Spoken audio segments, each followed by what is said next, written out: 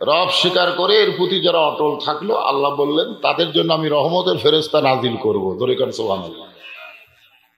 ফেরেশতার মাধ্যমে তাদেরকে খবর দেওয়া হবে, কারণ দুনিয়ার মানুষের খবর মানুষ বিশ্বাস করে না, ঠিক কিনা বলেন? আমার এলাকার এক মুসলমান 3 দিন ধাপের হাটে, 3 দিন মানে বৃহস্পতিবার হাট লাগে, দুধের একটা গরু বিক্রি করবার কাছে বিক্রি হয় না। সবাই একই কথা কয়, মুসলমান তো মিথ্যা কথা কয়। ও কয় 10 কেজি দুধ হবে, খরিদ্দার কয় হবে না। 3 দিন ফেরত আনার পরে একজন বলতেছে, ভাইরে তুই মুসলমান সাজা, যতই গরু বিক্রি করতে যা তোর গরু বিক্রি হবে না, হিন্দু হ। যখন কি হয়, পরের হাটে হিন্দুর বেশভূষা পরে কপালে একটা তিলক দিয়ে গরু নিয়ে গেছে। এক খরিদ্দার দৌড়ে এসে হাতে নিয়ে বলতেছে, হিন্দুরা কোনোদিন মিথ্যা কথা কয় না। এমন একটা দেশে আমরা জন্ম নিয়েছি যে দেশের মুসলমান এত মিথ্যা কথা কয় যে মানুষ হিন্দু বিশ্বাস করে কিন্তু মুসলমানকে বিশ্বাস করে না। দরকার কথা ঠিক কিনা?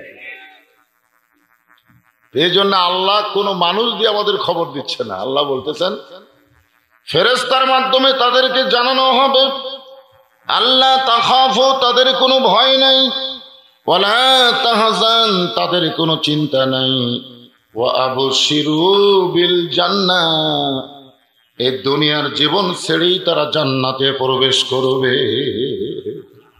রবের প্রতি যারা অটল থাকবে তারা দুনিয়ার জীবন শেষ হওয়ার পরে কোথায় যাবে? জান্নাতে যাবে, কবরে না। আমরা মনে করি না যে মরে গেলে কবরে যাব, আসলে কবর আমাদের বাসস্থান নয়। কবর হচ্ছে আমাদের দেহকে দাফন করার একটা জায়গা। আমাদের দেহ দাফন হবে কবরে, আর আমাদের রুহুটার কোনো দাফন হবে না। এই রুহুটা ইল্লিন নামক জান্নাতের বাগানে চলে যাবে কিয়ামত না হওয়া পর্যন্ত। ইল্লিন হচ্ছে জান্নাতের একটা বাগান, সেখানে আল্লাহ আমাদেরকে সবুজ রঙের একটা পাখি বানায়া স্বাধীনতা দিয়ে বলবে, ওয়ালা তাস্তাহি আনফুসুকুম, এতগুলো বাগান রয়েছে, বাগানের মধ্যে নানা ধরনের ফল রয়েছে, কিয়ামত না হওয়া পর্যন্ত তোমরা স্বাধীনভাবে উঠতে থাকবে, এক গাছ থেকে আর এক গাছে যাবে, ইচ্ছা মতো ফল ভক্ষণ করবে। ধরে করো সুবহানাল্লাহ। এখন আমরা রুহের জগতে যখন বলেছিল আলাস্তু বিরব্বিকুম, তখন আমরা বলেছিলাম, কারা বলছিলাম? আমরা বলেছিলাম বালা, আপনি হলেন আমাদের রব। রুহের জগতে আমরা আল্লাহকে রব বলে স্বীকার করার কারণে আল্লাহ দুনিয়ার জগতে আমাদেরকে সরাসরি মুসলমানের ঘরে কবুল করেছে। যারা বলেনি তারা হিন্দু, বৌদ্ধ, খ্রিস্টান, এদের ঘরে আল্লাহ প্রেরণ করছে। আর জন্মগতভাবে যারা মুসলমানের ঘরে আমরা এসেছি, আমরা রুহের জগতে আল্লাহকে স্বীকার করেছি। বলেন সুবহানাল্লাহ। এই জন্য মোটামুটি আমরা ভালোই আছি, ঠিক না? এখন কবরের জগতে আমাদেরকে আবার প্রশ্ন করা হবে যে মান রব্বুকা, তোমাদের রবকে। ওই সময় যদি খালি উত্তরটা দিই তাহলে আর আমাকে কোনো টেনশন নাই, উত্তর দেওয়া যাবে। আজকে আমি যে আলোচনা করব, এই আলোচনাটা একটু আপনারা শুনবেন, শোনার পরে দেখেন তো আমল করা যায় কিনা। কারণ ওয়াজ শোনার দিক দিয়ে 1 নম্বর ছিল আবু জেহেল, শোনার দিক দিয়ে। ধরেন কিসের দিক দিয়ে? শোনার দিক দিয়ে আমাদের চাইতেও ভালো আছিল। হ্যাঁ, সারা রাত নবীর মুখের কোরআন তেলাওয়াত শুনতে, সারা রাত। আল্লাহ নবী ঘরের মধ্যে কোরআন পড়ছে, আর আবু জেহেল বাইরে থেকে দাঁড়ায় দাঁড়ায় কোরআন শুনছে, বসারও জায়গা হয়নি। সকালবেলা সভাসদবর্গে মিটিং এ আবু জেহেল বলতেছে, এত সুন্দর কোরআনের বাণী, রাতটা কোন দিক দিয়ে গেল আমি বুঝবারই পারিনি। মানে একটা রাত কোন দিক দিয়ে গেল ওই বুঝবারই পারিনি। আবু সুফিয়ান বলতেছে যে এই কোরআন শুনতে আপনার রাত চলে গেল, আপনি বুঝবার পারলেন না, এত সুন্দর বলতেছেন। সেই কোরআন গ্রহণ করলে তো আরো ভালো হবে, কারণ শুনতেই যখন এত ভালো, তাহলে সেইটা আঁকড়ে ধরলে, গ্রহণ করলে তো খুব ভালো হবে। আবু জেহেল বলতেছে, তোর কানটা আমার মুখের কাছে দে।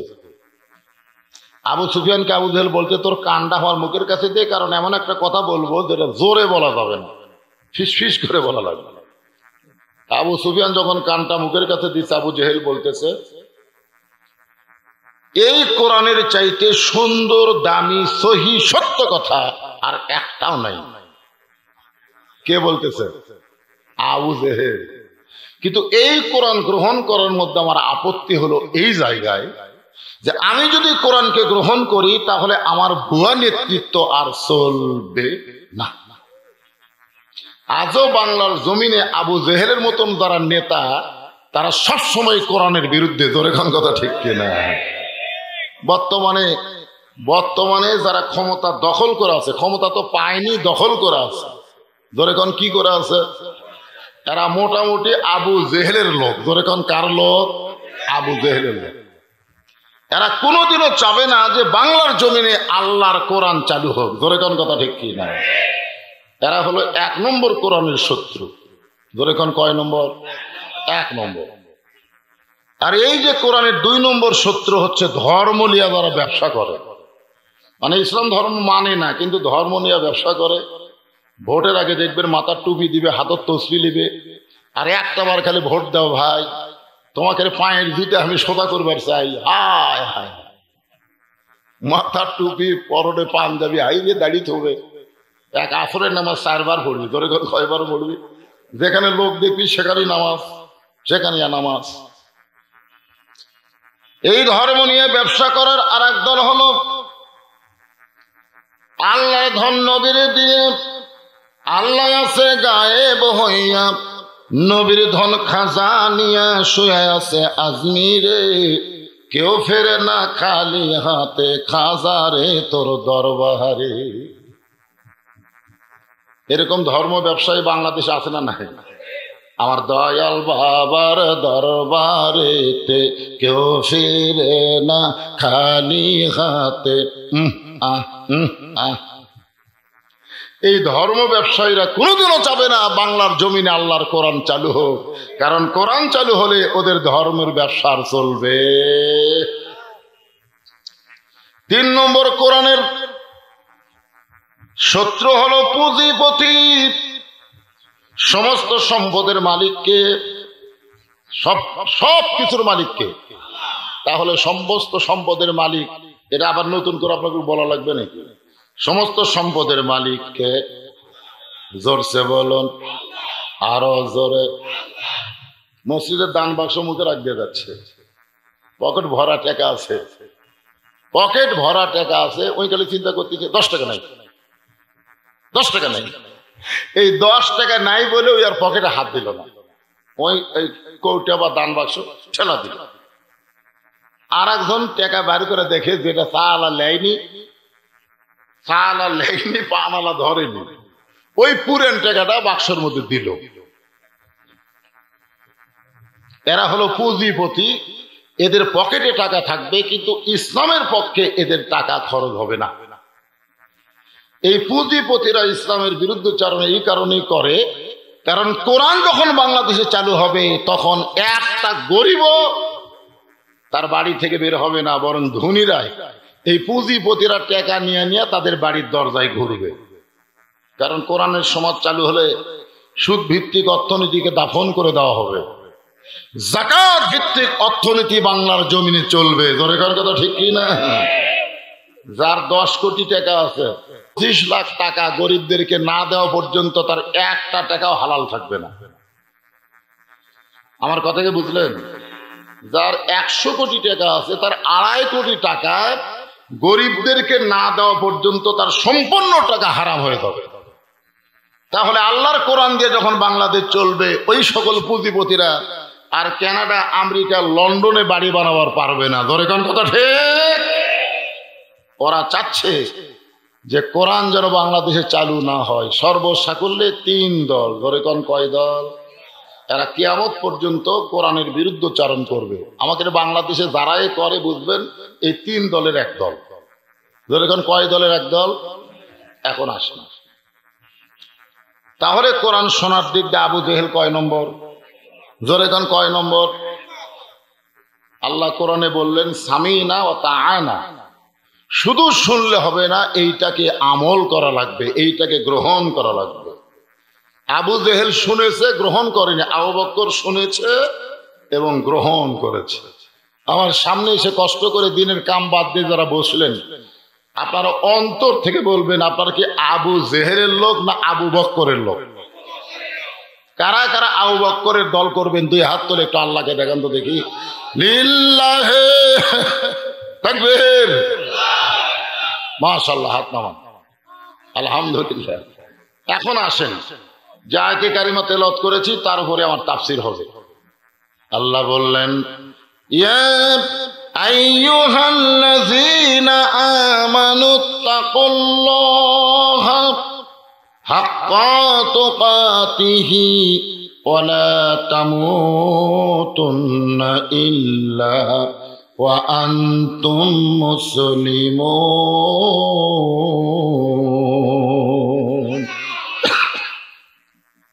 এখানে চারটা বিষয় আলোচনা হবে, চার বিষয়। কয় বিষয়? কারণ আমি তো এসেছি মোটামুটি যখন আপনাদের এই গ্রামে পা দিয়েছি তখন 100টা আজান দিতে ধরে। আমি নিয়ত করছিলাম 2টার মধ্যেই টেতে যাবো, কিন্তু হাইরে খাওয়ার অনুষ্ঠান ভাই, এখন পর্যন্ত কতগুলো লোক খালি খাচ্ছেই। আমার এলাকার এক পাগলা ছিল, আমার দাদা কইছে যে হাজার হাজার মানুষ খাওয়া দাওয়া করতেছে, পাগল সাইড দিয়ে যাচ্ছে আর বলতেছে মানুষ নাই রে, মানুষ নাই। তো সমস্ত লোক খালি হাসতেছে। হাসার কারণ হলো পাগলে কিনা বলে ছাগলে কিনা খায়। কিন্তু একটা লোক চিন্তা করছে মানুষ নাই, এ কথা কেমনি করলো। ও খাওয়া বাদ দিয়ে উঠে পাগলার কাছে গেছে, যা বলতেছে পাগল তুই যে কইলি মানুষ নাই, এটা কেমনে কইলি? আমরা হাজার হাজার মানুষ খাওয়া দাওয়া করতেছি আর তুই বললি মানুষ নাই। পাগল বলতেছে তুই খালি বলে দে, খালি তুই বল যে মানুষ নাই, পিটুন খাবি। কারণ আমি পাগলা তো, আমার কথা কেউ ধরেনি, কেউ ধরেনি। এ লোকটা বলতেছে আমি ধরছি ভাই, আমি ধরার কারণে খাওয়া বাদ দিয়ে তোর কাছে আইছি। এখন তুই যে কইলি মানুষ নাই, এটা কেমনে কইলি? পাগল বলতে তুই কি শুনবি না দেখবি? একটা হলো শোনার, একটা হলো দেখা। শোনা কথা বিশ্বাস কম হয়, আর দেখা কথা বিশ্বাস বেশি হয়। ওর এখন কথা ঠিক কিনা? আপনারা বাংলাদেশে কি কোরআন শুনতেছেন না দেখতেছেন? না না, শুনতেছেন। এই জন্য শোনা কথার উপরে বিশ্বাস কম। আমার এলাকায় একই গ্রামে মাদ্রাসা আছে, আবার প্রাইমারি আছে। এক লোক তার ছেলেকে প্রাইমারি ভর্তি করে দিচ্ছে। আমি বললাম ভাই যার মাদ্রাসা বাদ দেয় প্রাইমারি ভর্তি করলে কেন? তো তাই হুজুর উপবৃত্তি আছে। ধরে কোন কি বৃত্তি আছে? উপবৃত্তি আছে। ওই উপবৃত্তি দেখেছি, কিন্তু আল্লাহর কোরআন কেউ দেখে নাই। যদি আল্লাহর কোরআনকে বাংলার জমিনের মুসলমান দেখতো, একটা সন্তানকে প্রাইমারি ভর্তি করে দিত না, একটাকে দিত না। কেন দিত না? কারণ প্রাইমারি বাচ্চারা খাড়া হয়ে পেশাব করে। আমার এলাকার যত প্রাইমারি ছেলে, আমি আজ পর্যন্ত কাউকে বসে থাকে পেশাব করে দেখিনি। যখনই পেশাব লাগে খাড়া হয়ে মারা দেয়। এক ছেলের কইলাম কোন ক্লাসে পড়িস? ক্লাস 1-এ পড়ি। তো দাঁড়ায় পেশাব করিস কেন? পেশাব কেমনে করা লাগে তোর স্যার শিখায়নি?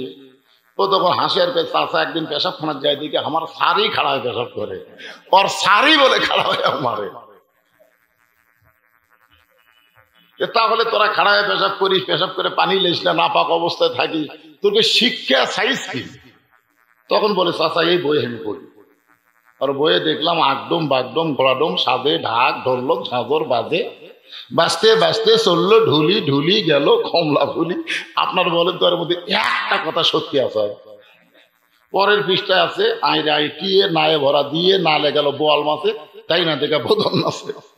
এইগুলা মিথ্যা শিক্ষা দেয়, আর মাছ গেলে উপবৃত্তি দেয়। ধরে কোন কি দেয়? ওই উপবৃত্তির লোভে সন্তানকে শয়তান বানাচ্ছে। ধরে কোন কথা দেখে? যদি বাংলার মুসলমান আল্লাহর কোরআনকে দেখতে পারতো, তাহলে তার বেগুনা মাসুমের হাতে ওই শয়তানি বই দিত না, আল্লাহর কোরআন তুলে দিত। জোরে বলেন কথা ঠিক কি না? তো পাগল বলতেছে শুনবি না দেখবি? ভাই জীবনে তো বহু শুনছে, আর একটু দেখ পারছে, তাহলে সাইডেছ অনেক দূর যায়। এরকম বাম হাত আলোক করছে, দেখ তো দেখা যায়।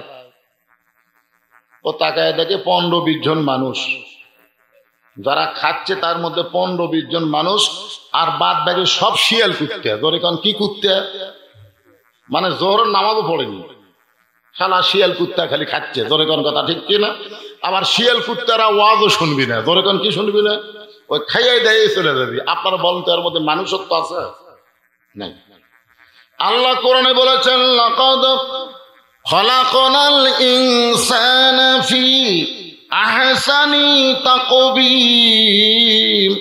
আবার সেখানে আল্লাহ বললেন সুম্মা রাদাদনাহু আসফালা সাফিলিন।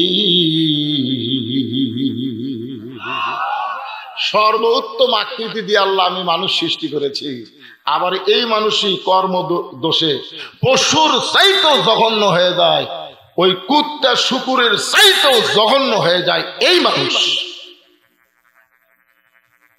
তখন বলতে হয় কি দেখলাম? পাগলা বলতেছে যা দেখলি দেখলি বলিস না, কারণ বর্তমান বাংলাদেশের পরিবেশ খুব একটা ভালো না। দেখা যাবে কিন্তু বলা যাবে। দেশে আইলো কলিকাল, ভেড়া চাটে বাঘের গাল। দেশে আইলো কলিকাল, ভেড়া চাটে বাঘের গাল।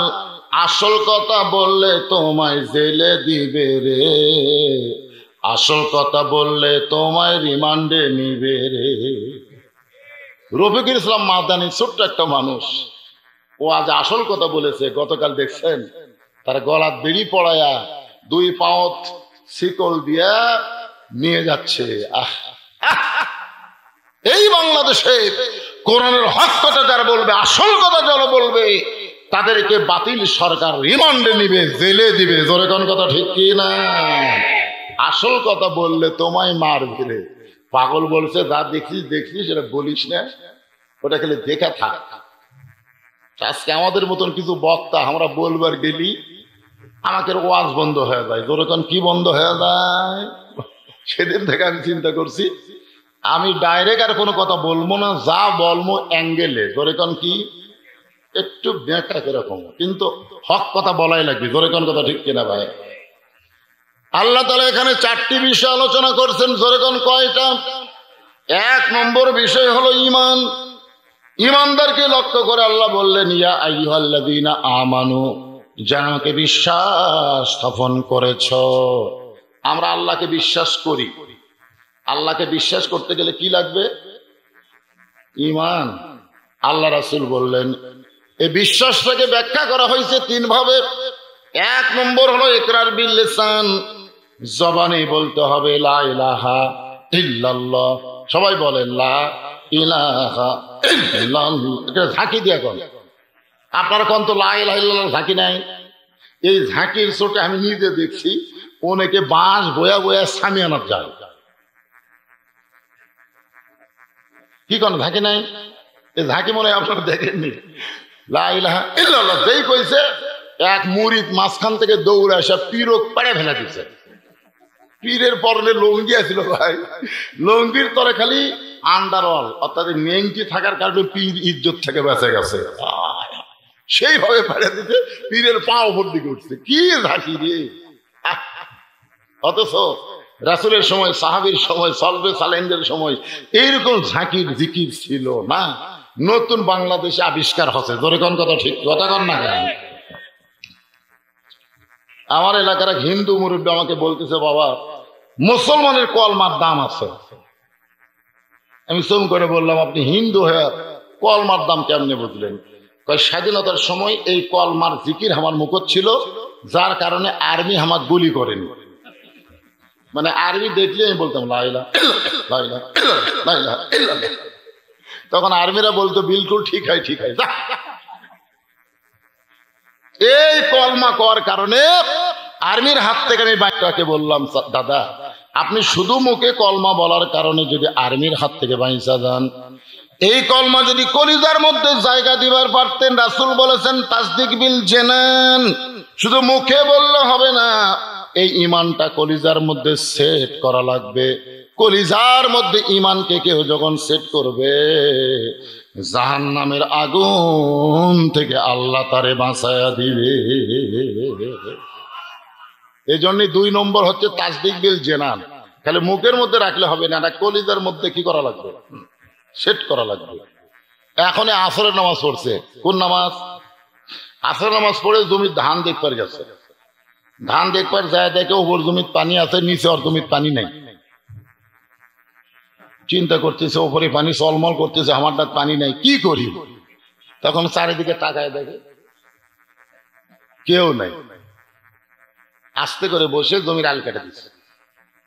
আল কেটে দিয়ে ওই পানি দিয়ে হাত ধোছে, ধুয়ে আবার ওপর দিকে উঠে চারিদিকে তাকায় বলতেছে আলহামদুলিল্লাহ, কেউ দেখেনি। আপনারা বলেন লোকটার আসরের নামাজ আছে, কিন্তু কি নাই? ইমান। ইমান যদি থাকতো তাহলে তার ইমান বলতো কেউ না দেখলেও কে দেখতেছে।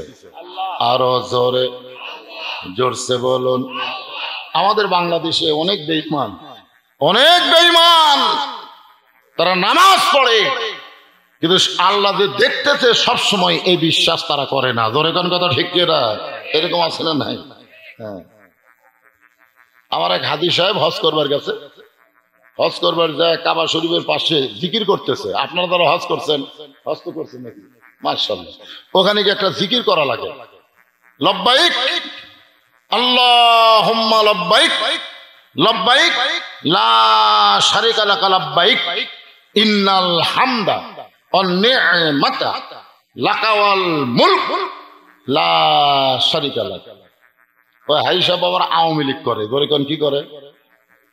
তাই বলে হাই সাহেব, এই যে আপনি কাবা শরীফ সামনে নিয়ে বললেন লাকা ওয়াল মুলক লা শারিকা লাক, এর মানে কি? হুজুর এটা মুখস্থ করছি, এর বাংলা তো আমি জানি না। এর বাংলা হলো রাজনীতির ভিতরে, রাজত্বের ভিতরে একমাত্র আল্লাহ ছাড়া অন্য কাউকে আমি বিশ্বাস করি না, স্বীকার করি না। আপনি হজের আগে আওয়ামী লীগ করছেন ঠিক আছে, কিন্তু হজ করার পরে কিন্তু আর আওয়ামী লীগ করা যাবে না। কেন যাবে না? আপনি যে কইলেন রাজনীতির মধ্যে, রাজত্বের মধ্যে আল্লাহ ছাড়া কাউকে বিশ্বাস করি না, তাহলে আপনি একজন হাজি হয়ে মানুষের দল করবেন কেন? আওয়ামী লীগ হলো মানুষের দল, বিএনপি হলো মানুষের দল, আপনার করা লাগবে আল্লাহর দল। ধরে কোন দল? হিসাব রাগ করে বলতে হজ হোক বা না হোক, আমি যে দল করছি ওই দলই থাকবো। আমি বললাম 1 কোটি বার আপনি হজ করলেও আপনার হজ হবে না, কারণ হজের আগে মানুষের দল করলেও হজ করার পরে কেউ যদি মানুষের দল করে বুঝবেন তার হজ কবুল হয় না। ইমান কাক কয় বলবে?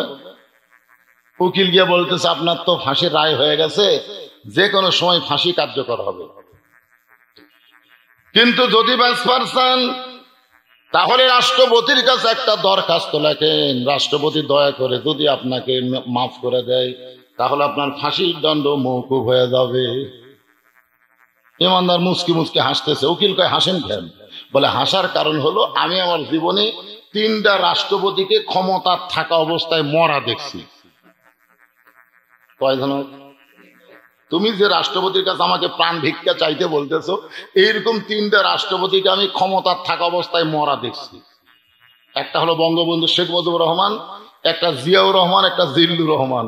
যারা ক্ষমতা থাকতে মরে যায় তাদের কাছে প্রাণ ভিক্ষা কোনো ইমানদার চাবে না, কারণ ইমানদার বিশ্বাস করে কেবলমাত্র আল্লাহকে। জোরে বলেন কথা ঠিক কিনা?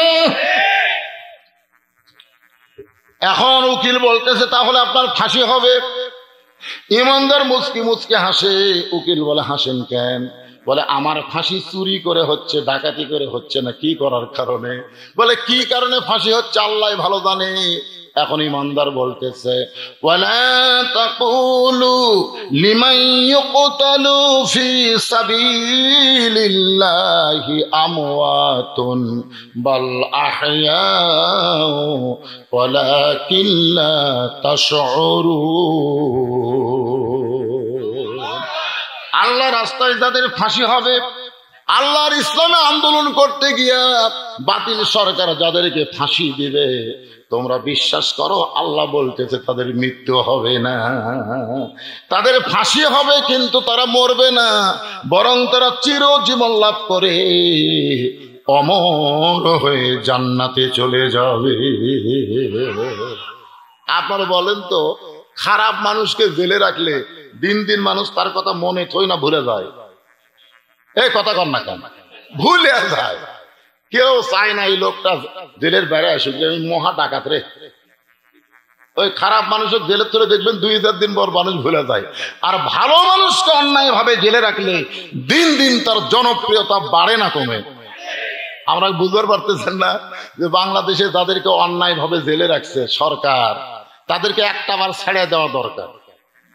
ছেড়ে দিয়ে দেখুক জনগণ তাদেরকে পিটা মারে না ফুলের মালা গলা দিয়া। আগে হচ্ছিল 50,000, এখন হবে 5 লাখ। আগে হচ্ছিল 5 লাখ, এখন হবে 50 লক্ষ। ধরে কোন কথা ঢুকতে না, তাহলে ছেড়ে দিয়ে দেখো যে মামুনুল হক, যে রঘুবুল ইসলাম মাদানী, যে আমির হামজা, যে আল্লামা সাইদি হুজুরকে তোমরা জেলের মধ্যে রাখছো। মানুষ দিন দিন ভুলতিছে না কলিজার মধ্যে আরো ভালোবাসা বাড়তিছে? এই শালারা বোঝে না।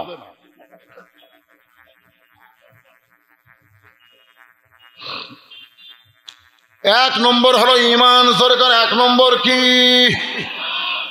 ইমানের শেষ পর্যায়ে হলো আমল বিল আরকান।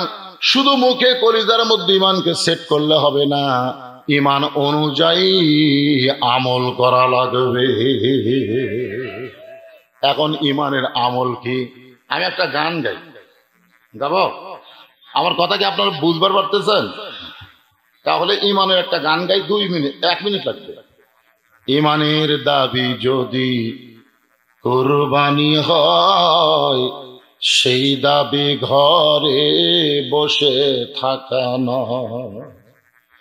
ইমানের দাবি হলো কিছু বিনিময়, সেই বিনিময় যদি কলিজার ঘাম হয়, সেই ঘাম দিতে জানো তৈরি থাকি। ওগো দয়াময় আমার আল্লাহ দয়াময়। ইমানের দাবি হলো অগ্নি শিখা, বাতিলের বিরুদ্ধে জ্বলতে শিখা।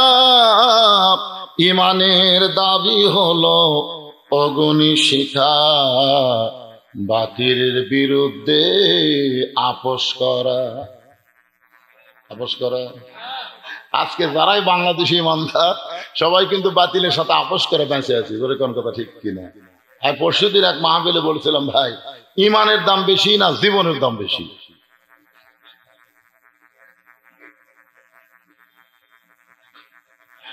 আপনারা বলেন তো, সত্যিকার অর্থে বাংলাদেশে যারা বর্তমানে আছেন, আপনাদের কাছে ইমানের দাম বেশি না জীবনের দাম বেশি? যতই বামপন্থীর সাথে আপোষ করে আপনি বেঁচে থাকেন, আপনি বাঁচতে আর পারবেন না। যতই আপোষ করেন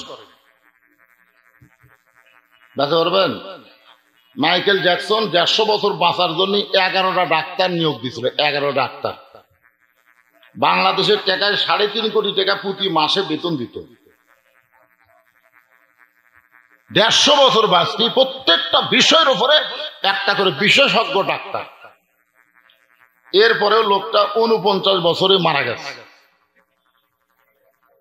তার মানে কি বুঝলেন? আপনি আমি যতই চেষ্টা করি বাঁচবার পারবো, কিন্তু একটু চেষ্টা করলে আমাদের ইমানকে আমরা বাঁচাবার পারবো। একটু চেষ্টা করেন। আজকের যে আলোচনাটা আমি করতেছি একটু মনোযোগ দিয়ে আপনারা শোনেন। এ কথা হয় কেন, হইচই হয় কেন? মহিলারা শুনতে পাচ্ছে না? এই মাইকেটা ভঁ ভঁ করতেছে রে।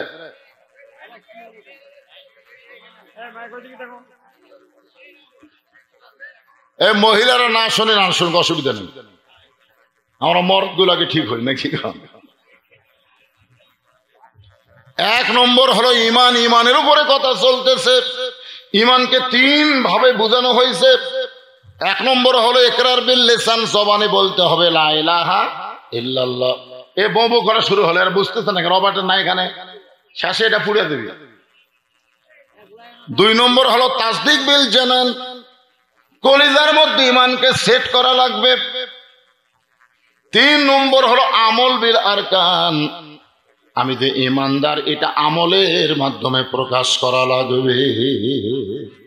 আপনারা একটু চিন্তা ভাবনা করে বলবেন, ইমান গ্রহণ করার পরে, ইমান যখন 3টা পর্যায়ে আমার মধ্যে চলে আসলো, এর নাম হলো ইমান গ্রহণ করা। ইমান গ্রহণ করার পরে 1 নম্বর আমলের নাম কি?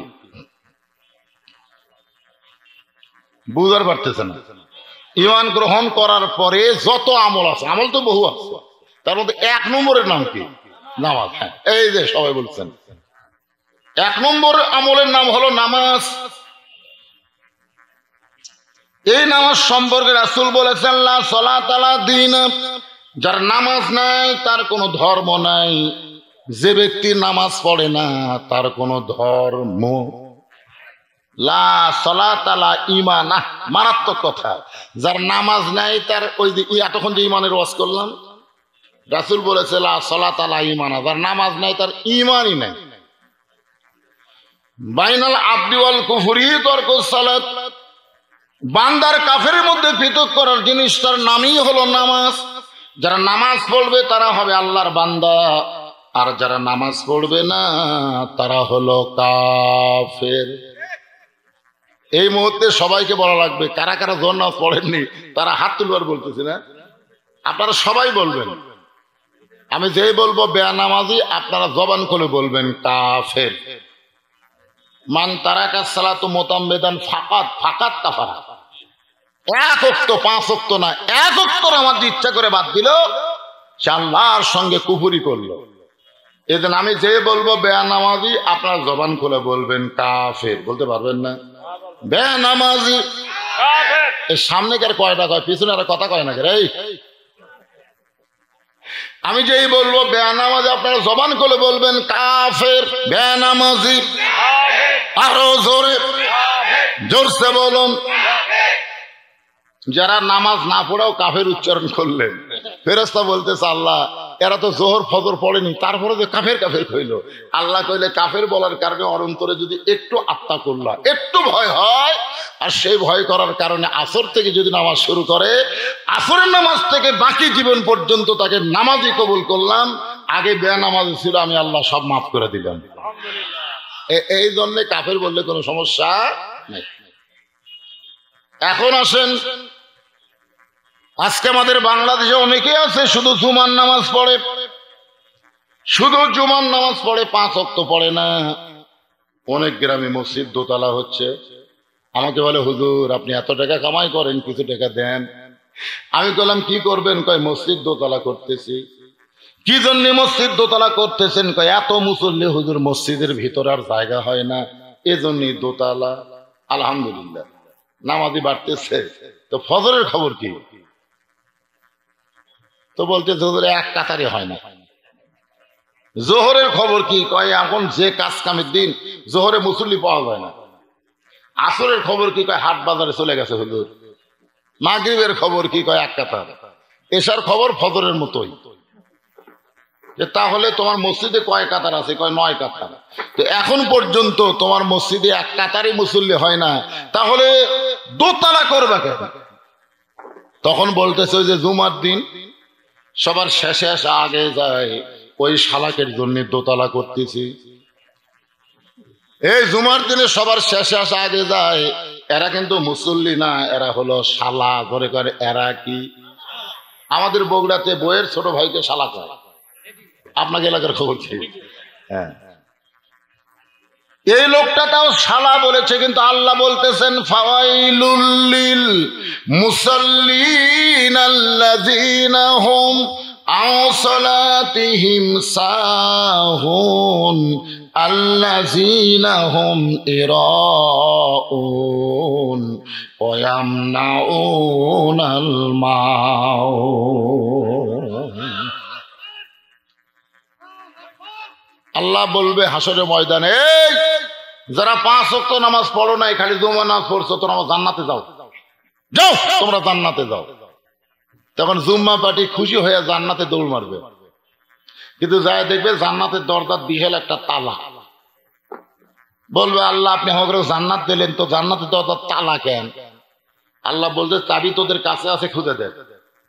এবার পকেট হাতা দেখবে একটা চাবি আছে, ওই চাবি তালার মধ্যে ঢুকবে, কিন্তু চাবি ঘুরবি না।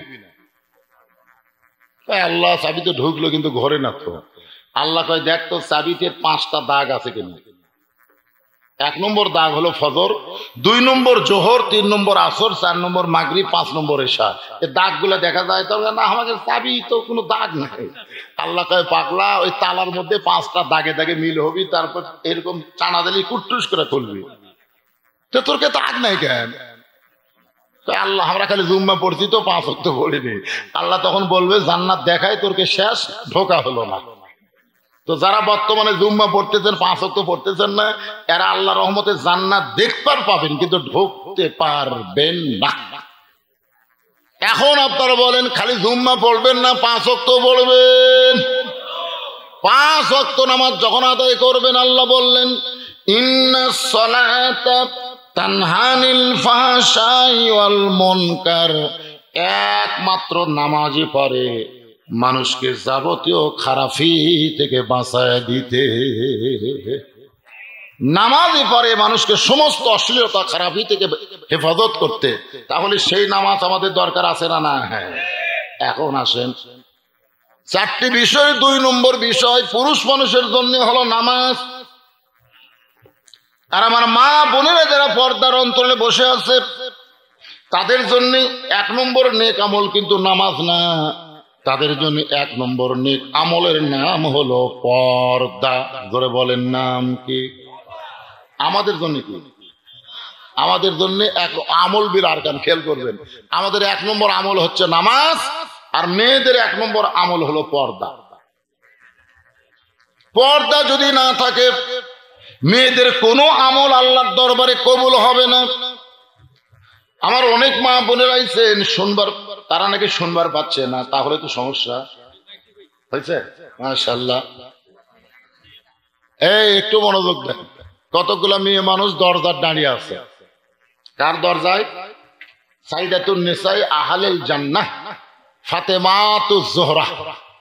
আল্লাহ রাসূল বলেছেন জান্নাতি নারীদের নেত্রী হবে আমার কলিজার টুকরা ফাতেমা। ধরে কেন সুবহানাল্লাহ। এই খবর শোনার পরে মেয়েদের আগ্রহ বাড়ছে। যেই মেয়েটা জান্নাতের নেত্রী হবে তার সঙ্গে একটু দেখা করে আসে, কিন্তু দেখা করতে এসে দেখে দরজা বন্ধ। ধরে কেন কি বন্ধ? এখন মেয়েরা দরজায় দাঁড়িয়ে চিন্তা করে ফাতেমা তো আর সাধারণ ঘরে থাকে না, ফাতেমা থাকে অন্দর মহলে। ধরে কেন কোন মহলে? অন্দর মহল মানে কি?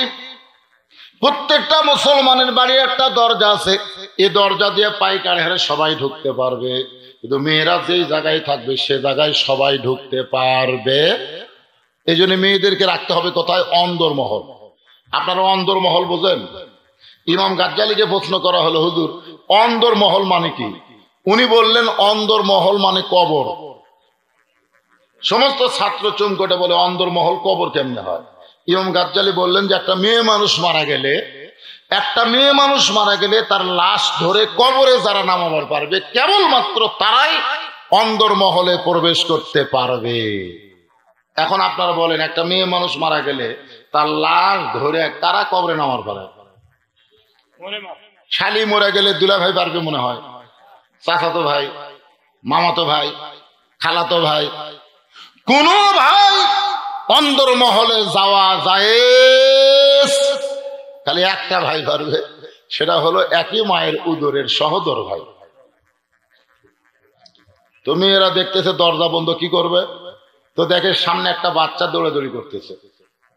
মেয়েদের মধ্যে একজন ওই বাচ্চাটাকে কাছে ডাকলেন, ডাকা বললেন বাবা তোমার নাম কি?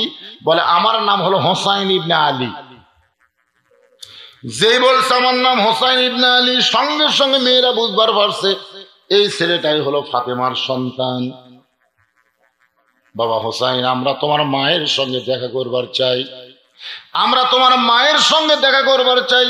তুমি একটু অন্দর মহলে গিয়া তোমার মা থেকে অনুমতি নাও, এই দরজা খুলে দিলেই আমরা তোমার মায়ের সঙ্গে দেখা করব। সঙ্গে সঙ্গে হোসেন বলতেছে আপনাদের কোনো টেনশন নাই, আমি এখনই যাচ্ছি।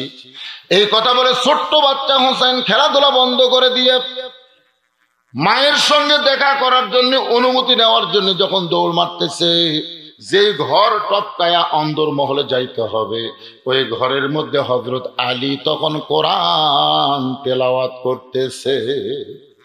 ইন্নামাল মুমিনুনা আল্লাযীনা ইযা যুকিরাল্লাহু ওয়াজিলাত কুলুবুহুম وَإِذَا تُلِيَتْ عَلَيْهِمْ آيَاتُهُ زَادَتْهُمْ إِيمَانًا وَعَلَى رَبِّهِمْ রাব্বিহিম ইয়াতাওয়াক্কালুন।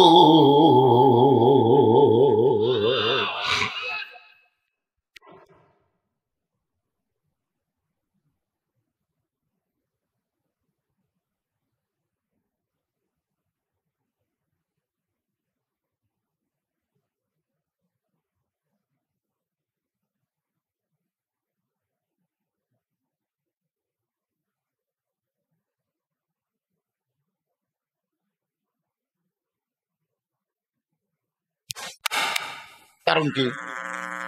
হযরত আলী তখন কোরআন শরীফ পড়তেছে, কোরআন শরীফ পড়া বন্ধ করে আপনার বলেন তো, আপনি যতই ইবাদত করেন আপনার ছেলে মেয়ের দিকে খেয়াল করার দরকার আছে না নাই? না না না, আপনি তো ফজর নামাজ সামনে কাতারে পড়েন, কিন্তু আপনার বেটা রাত ৩টা পর্যন্ত আর্জেন্টিনার খেলা দেখলো, হইচই করে খেলা দেখলো, আর সালাতু খায়রুম মিনান নাম শোনার পরে আপনার বেটা কোথায় গেল আপনার খেয়াল করার দরকার আছে না নাই? জোরে কেন আছে না? আপনি যাওয়ার সময় দেখতেছেন জানলা খোলা আছে, জানলাতে তাকায় দেখেন পাও নাই মাথাও নাই, মনে কম্বলের তলে চাউলের বস্তা ঢেকাতেছে। আপনি এখন কি করবেন? ওটা দেখার পরে আপনি যদি সামনে কাতারে গিয়ে নামাজ পড়েন, কিয়ামত পর্যন্ত যদি আপনি হায়াত পান, তারপরেও আপনার নামাজ কবুল হবে না। কারণ নামাজ কবুল করবার গেলে আনফুসাকুম ওয়া আহলিকুম নার, জাহান্নামের আগুন থেকে শুধু নিজে বাঁচলে হবে না, আহালদেরকেও বাঁচান লাগবে। হুকুম কার? তাহলে আপনার বেটা যে কম্বলের মধ্যে, আপনি তখন কি করবেন? দেখা না দেখার ভান করবেন? আপনার মেয়ে 17 বছরের মেয়ে গোটা পাড়া ঘুরতেছে, হাই হিল করে কিলকিল করে ঘরে,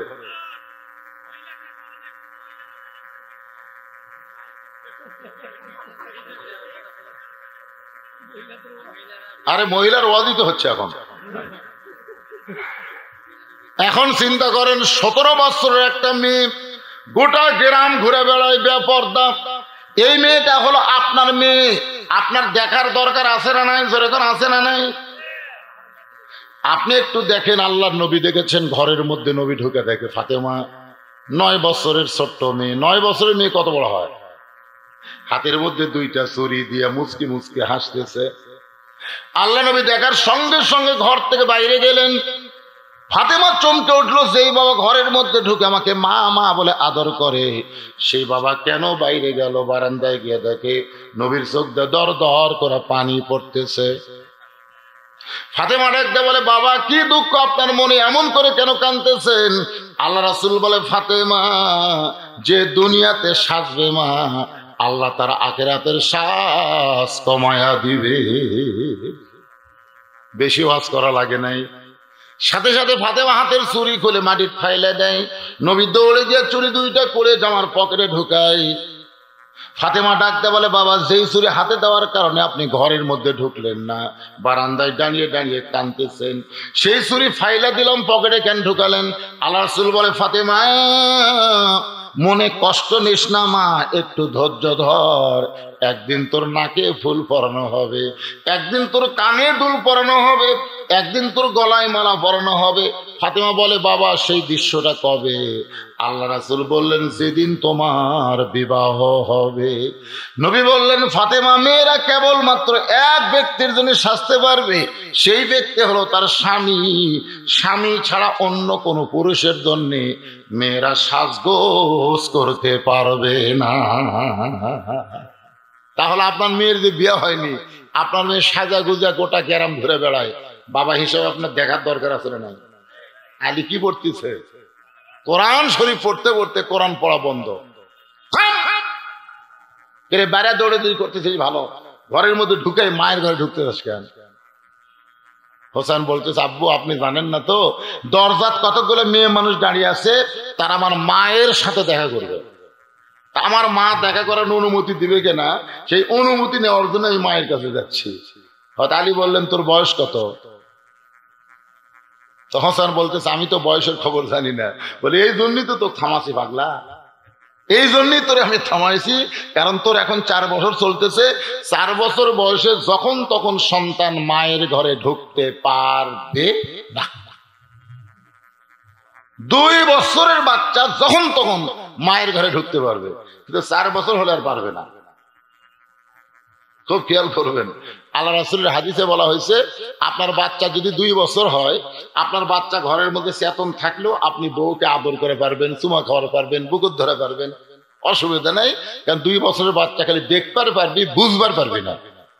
কিন্তু যখনই 2 বছর বয়স পার হয়ে যাবে, তখন ওই বাচ্চার চেতন থাকা অবস্থায় আপনার হালাল বউকেও আপনি আদর করতে পারবেন না। দেখছেন, আমার হালাল বিয়ে করার বউ 2 বছরের বেশি, 2.5 বছর বাচ্চা যদি ঘর চেতন থাকে আর আদর করা যাবে না। এই জন্যই যাবে না, 2.5 বছর বয়সের বাচ্চারা খালি দেখে না, ওটা বল লোড করে, এটি লোড করে। এই লোড করে বেড়াইছে বলবার পরে আব্বা তাই ঘরের মধ্যে মাকসাবা ধরছিল। এই জন্য হালাল নিজের স্ত্রীকেও 2.5 বছর বাচ্চার সামনে আদর করার সুযোগ ইসলামে, জোরে খান ইসলামে নাই। আর আগামী মাসে 14 ফেব্রুয়ারি ভ্যালেন্টাইন ডে, আমাদের বাংলাদেশে অনেক যুবক যুবতী কাঠি বসে কুত্তের মতন ভালোবাসা করবে, জোরে করেন কথা ঠিক কিনা? যেখানে সেখানে, কলেজ, ভার্সিটি, পার্কে। একটু মনোযোগ দিয়ে শুনবেন। যখন সন্তান বড় হবে তখন মায়ের ঘরে ঢুকতে পারবে না। আবার মেয়ে যখন বড় হবে তখন বাবা মেয়ের ঘরে ঢুকতে পারবে। আমার কথা কি আপনারা বুঝতেছেন না? জোহরের নামাজ পড়ে আল্লাহর নবী ফাতেমার ঘরের দরজায় নবী সালাম দিলেন, ফাতেমা আমি একটু তোমার ঘরে ঢুকবার চাই। ফাতেমা বললেন, বাবা এখনকার মতন আপনি ফেরত যান, আমি আপনার জন্য দরজা খুলতে পারবো না। যেই নবীর জুতার পরশে আল্লাহর আরশ ধন্য হয়ে যায়, সেই নবীকে ফাতেমা দরজা থেকে ফিরাই দিলেন। নবী চলে গেলেন আসরের নামাজের পরে। আল্লাহ নবী আবার ফাতেমার দরজায় এসে বলতেছে, ফাতেমা রে, সকাল থেকে তোর মুখটা দেখিনি মা, একটু দরজা খোল, আমি তোর ঘরে একটু ঢুকবার চাই। ফাতেমা বললেন, বাবা আপনার মেয়ে এখন বড় হয়ে গেছে, আপনার ছোট্ট ফাতেমা নাই যে যখন ডাকবেন তখনই দরজা খুলবো। এখন ফাতেমা বড় হয়েছে বাবা, ফাতেমার শরীরে এমন একটা কাপড়, যে কাপড় পরে দরজা খুলতে আমার বড় শরম হয়। বাবা কষ্ট নিয়েন না, আবার ফেরত যান বাবা, আবার ফেরত যান। আল্লাহ নবী এক টানে গায়ের চাদর খুলে জানলার কাছে গিয়ে বললেন, ফাতেমা রে, আর ফেরত যাব না মা, তুই আমার চাদর পরে আমার সঙ্গে একটু দরজা খুলে দে। নবীর শরীরের চাদর ফাতেমা দেহে জড়ায় বাবার জন্য যখন দরজা খোলা দেয়, নবী তাকায় দেখে ফাতেমা মাটির দিকে তাকায় কাঁদতেছে। আল্লাহ রাসূল বলে, ফাতেমা একটা বার আমার দিকে তাকা রে মা, আমার দিকে একটা বার তাকা। ফাতেমা বলে, বাবা আপনার দেহের চাদর শরীরে জড়ানোর পর থেকে আমার এত শরম লাগতেছে বাবা, আপনার পবিত্র চেহারা দেখতে আমার বড় কষ্ট হয়। রাসূল বলে, ফাতেমা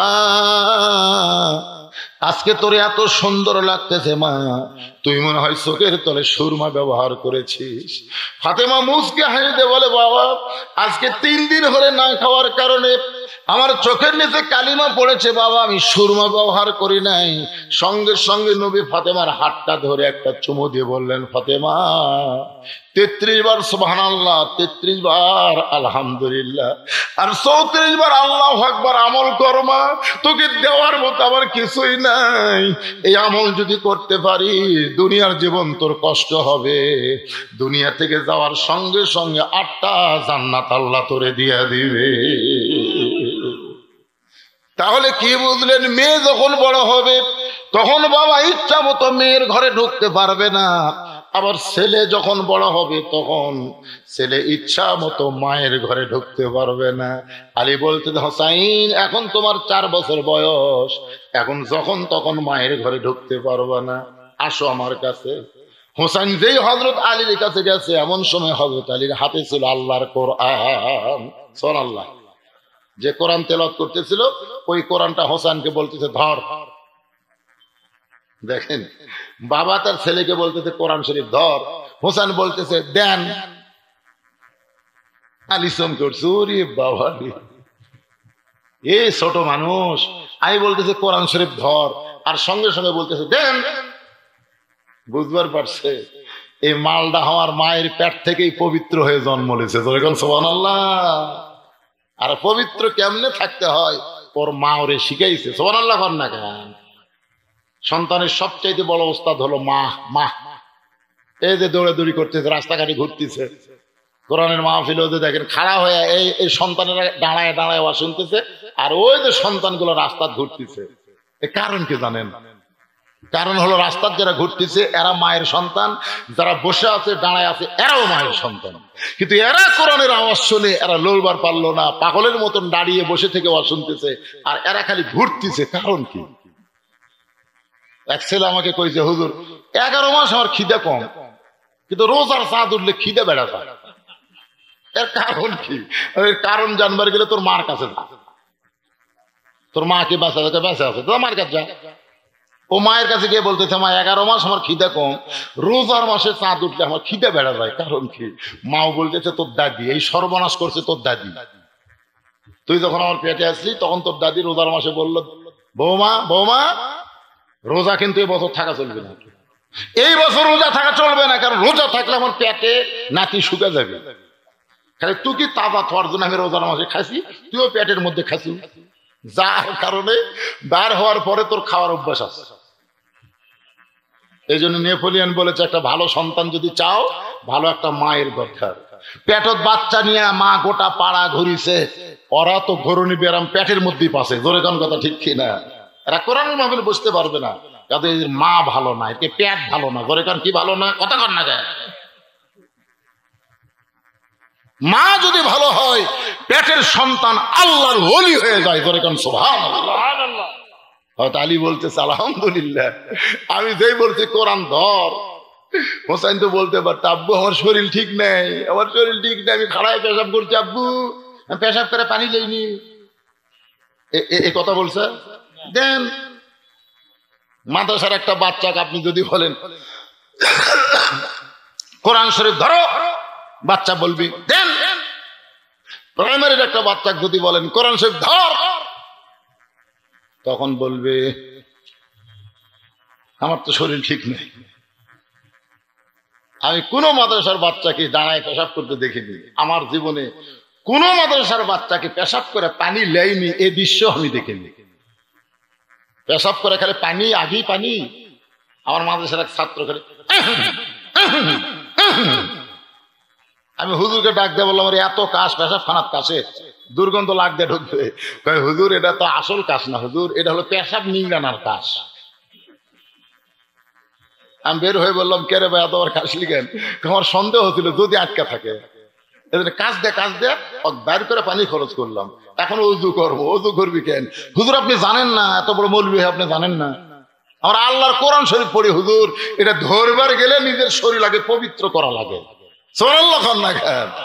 এই মাদ্রাসার বাচ্চারা এমন শিক্ষা গ্রহণ করে যেটা ধরবার গেলে নিজের শরীর আগে পবিত্র করা লাগে। এই পবিত্রতার শিক্ষা যারা মাসুম অবস্থায় শিখে, তারা কোনোদিন রোড মাস্টার, রোড ডাকাতি করবে না, তারা দরকার না খেয়ে থাকবে, কিন্তু মানুষের ক্ষতি করবে না। জোরে কোন কথা ঠিক কিনা? আজকে সব জিনিসের দাম বাড়ছে, সব কিছুর দাম বাড়ছে, কিন্তু আলেমদের দাম কিন্তু আগের মতো আছে। আমি বহু মসজিদের ইমামকে বললাম, ভাই 80 টাকা স্যার সোয়াবিন ছিল, তখন তোমার বেতন কত? বেতন তখন 3000, এখন যে 200 টাকা কেজি লাগলো, বেতন কত? বলে হুজুর চাইলি কয় আপনি বাদ দিয়ে আর এক হুজুর নেব। আমি বললাম, ভাই তাহলে কি করতেছেন? বলে হুজুর দরকার হয় না খেয়ে থাকবো, এরপরেও অধৈর্য হব না।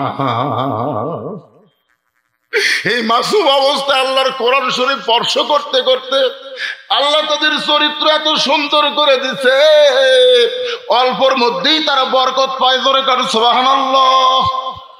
এই হুজুরা কোনোদিন ইলিশ মাছ কেনে না, এরা সিলভার কিনে নিয়ে বউকে বলে এইটা বিসমিল্লাহ ধরে ধরো, বিসমিল্লাহ বলে ধরো। বউটা বিসমিল্লাহ ধরে বলে, যখন ধরে তখন বলে বিসমিল্লাহ বলে মাছটা কোটো, বিসমিল্লাহ বলে মাছটা কোটার বলে বলে বিসমিল্লাহ বলে তরকারি পাক করো। আবার যখন স্বামী স্ত্রী দুইজন খাবার বসে, তখন দোয়া পড়ে আল্লাহুম্মা বারিক লানা ফিমা রাযাকতানা ওয়া কিনা আযাবান্নার। যখন খাবার শুরু করে তখন বিসমিল্লাহ বারাকাতিল্লাহ বলে খাবার শুরু করে। বউ মুচকে মুচকে হাসে আর বলে, স্বামী গো আপনি তো বললেন সিলভার মাছ কিনছেন, কিন্তু খাওয়ার বসা দেখি ইলিশ মাছের স্বাদ পাওয়া যায়। এখন স্বামী চিল্লায় বলে এতবার বিসমিল্লাহ করলে কি আরে সিলভার থাকে? আল্লাহ সিলভারকে ইলিশ বানায়া দিছে। আর যাদের টাকা পয়সা বেশি, ইলিশ মাছ কিনে আনে, পাক করা বর স্বামী স্ত্রী খায়, আর খাওয়ার বলে এখন ইলিশও স্বাদ নাই। তোরকে টাকার মধ্যে বরকত নাই, এই জন্য ইলিশের মধ্যে স্বাদ নাই। ধরে বলেন কথা ঠিক কি না? হোসেনের হাতে আল্লাহর কোরআন দিয়ে, আমার মায়েরা যারা পর্দায় আছেন একটু মনোযোগ শোনেন, হোসেনের হাতে হযরত আলী আল্লাহর কোরআন শরীফ দিয়ে এবার অন্দর মহলের মধ্যে ঢুকতেছে।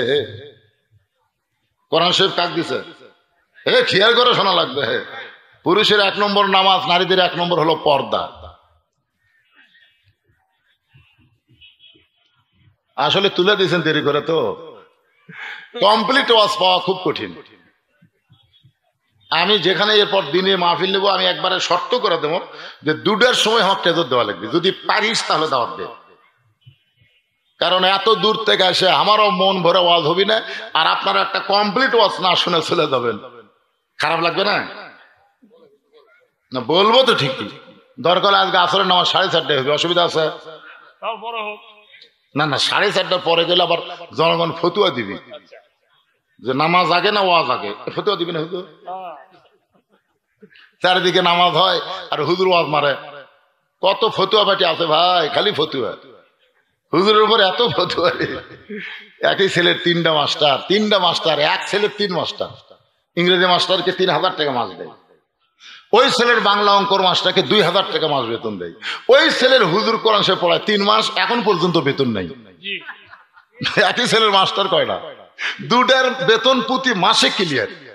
আর 3 মাস হলে হুজুর কোরআন শরীফ পড়ায়, এখন পর্যন্ত বেতন নাই। ছেলে এখন বলতেছে আব্বু আমি নিজে নিজে কোরআন পড়া পারি। আপনি যত পড়াই দুনিয়াতে সবচাইতে সহজ এবং সুন্দর পড়া হলো আল্লাহর কোরআন। ধরে কেন সুবহানাল্লাহ। বেকা তেড়ে কানা খোঁড়া নোংরা যারা স্কুল কলেজে চলবি না, ও কি মাদ্রাসা ভর্তি করে দেন, ওই হাফেজ হবি। ধরে কোন কথা ঠিক কিনা? অধিকাংশ হাফেজ আগে ছিল বেকা তেড়ে, মানে ভালো গুলো তো সব কলেজত দিবি, যেটা ইনকা করে থাকে ওটা মানে সব দিচ্ছে। কিন্তু আল্লাহর কোরআন এমন একটা জিনিস, একবার যদি কেউ পবিত্র অবস্থা হাতটা ধরে, আল্লাহ সেই কোরআন তার সিনার মধ্যে ঢুকে দেয়। ধরে কেন সুবহানাল্লাহ। কে রে ভাই, এটা এত ওটা কে? মুরব্বী, এটা এত ওটা কে? এই সিজার করা নাকি? সিজার করায় মুরব্বী মাথা ঢুকেছে। সিজার করা বোঝেন, সন্তান জন্ম হওয়ার আগেই 2 দিন 3 দিন আগে সন্তানকে পেটের থেকে বের করার নাম হলো সিজার করা। আর সিজার করার বাচ্চারা অধৈর্য কম হয়। কি জন্য হয় জানেন? পেট কাটা যখন বার করছে, দেখেন ঘুমের মধ্যে আছে, অর্থাৎ ঘুম ভাঙবি 3 দিন পর, তার আগে ওখানে বের করছে। এখন বার করার পরে তো কথা কয় না, কিছু কয় না, চোখ বন্ধ করে থাকে, তখন ডাক্তার পা ধরে ঘুরানোর কারণে ওর মাথাতে একটা ঝাঁকি লাগে, ওই ঝাঁকির কারণে এক জায়গায় বেশিক্ষণ বসে থাকে পারবে না। এই সিজার করার বাচ্চারা অধৈর্য বেশি হয়। ডাক্তারের বউ কোনোদিন সিজার করে না, আপনার খোঁজলে দেখবেন বাংলাদেশের কোন ডাক্তারের বউ সিজার করে না, ডাক্তারও সিজার করে না। কারণ সিজার হলো মায়ের জন্য সবচাইতে বড় ক্ষতি, বাচ্চার জন্য ক্ষতি।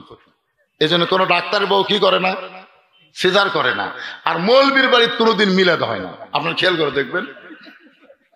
আমার মৌলবী যারা মানুষের বাড়িতে মিলাদ পড়ায়, কিন্তু নিজের বাড়িতে কিন্তু মিলাদ হবে না। আর 3 নম্বর হলো পীরের বউ কোনোদিন মুরিদ হয় না। কারণ পীরের বউ জানে আমার পীর সাহেব 1 নম্বর লুচ্চা, মাঝে মাঝে মুরিদের বউ দেখে চোখ মারে, এর কাছে মুরিদ হওয়া যাবে? কি মুরব্বী, সিজার করা লাগতি ভালো থাকবি না তো, একটা কোলের মধ্যে নিয়ে বলছেন। এখন 3 মাস পরে ছেলে বলতেছে আব্বু আমি নিজে নিজেই কোরআন শরীফ পড়া পারি। তো বাপ বলতেছে আমার হুজুরের কথা মনেই নাই রে। হুজুরের কথা কি নাই? এখন 3 মাস পরে হুজুরের কাছে গেছে, হুজুর এত সুন্দর সুর, আমার ছেলেকে কষ্ট করে এত সুন্দর করে কোরআন পড়াইছেন হুজুর, আপনার কোরআন শিক্ষার কোনোদিন দাম দেওয়া যাবে না। আমি শুনেছি আল্লাহর কোরআন শিক্ষা দিয়ে হাদিয়া লওয়া জায়েজ নাই। হতেও পারছে কারো হোক, হুজুরের উপর আমি শুনছি হুজুর আল্লাহর কোরআন শিক্ষা দিয়ে হাদিয়া লওয়া জায়েজ নাই।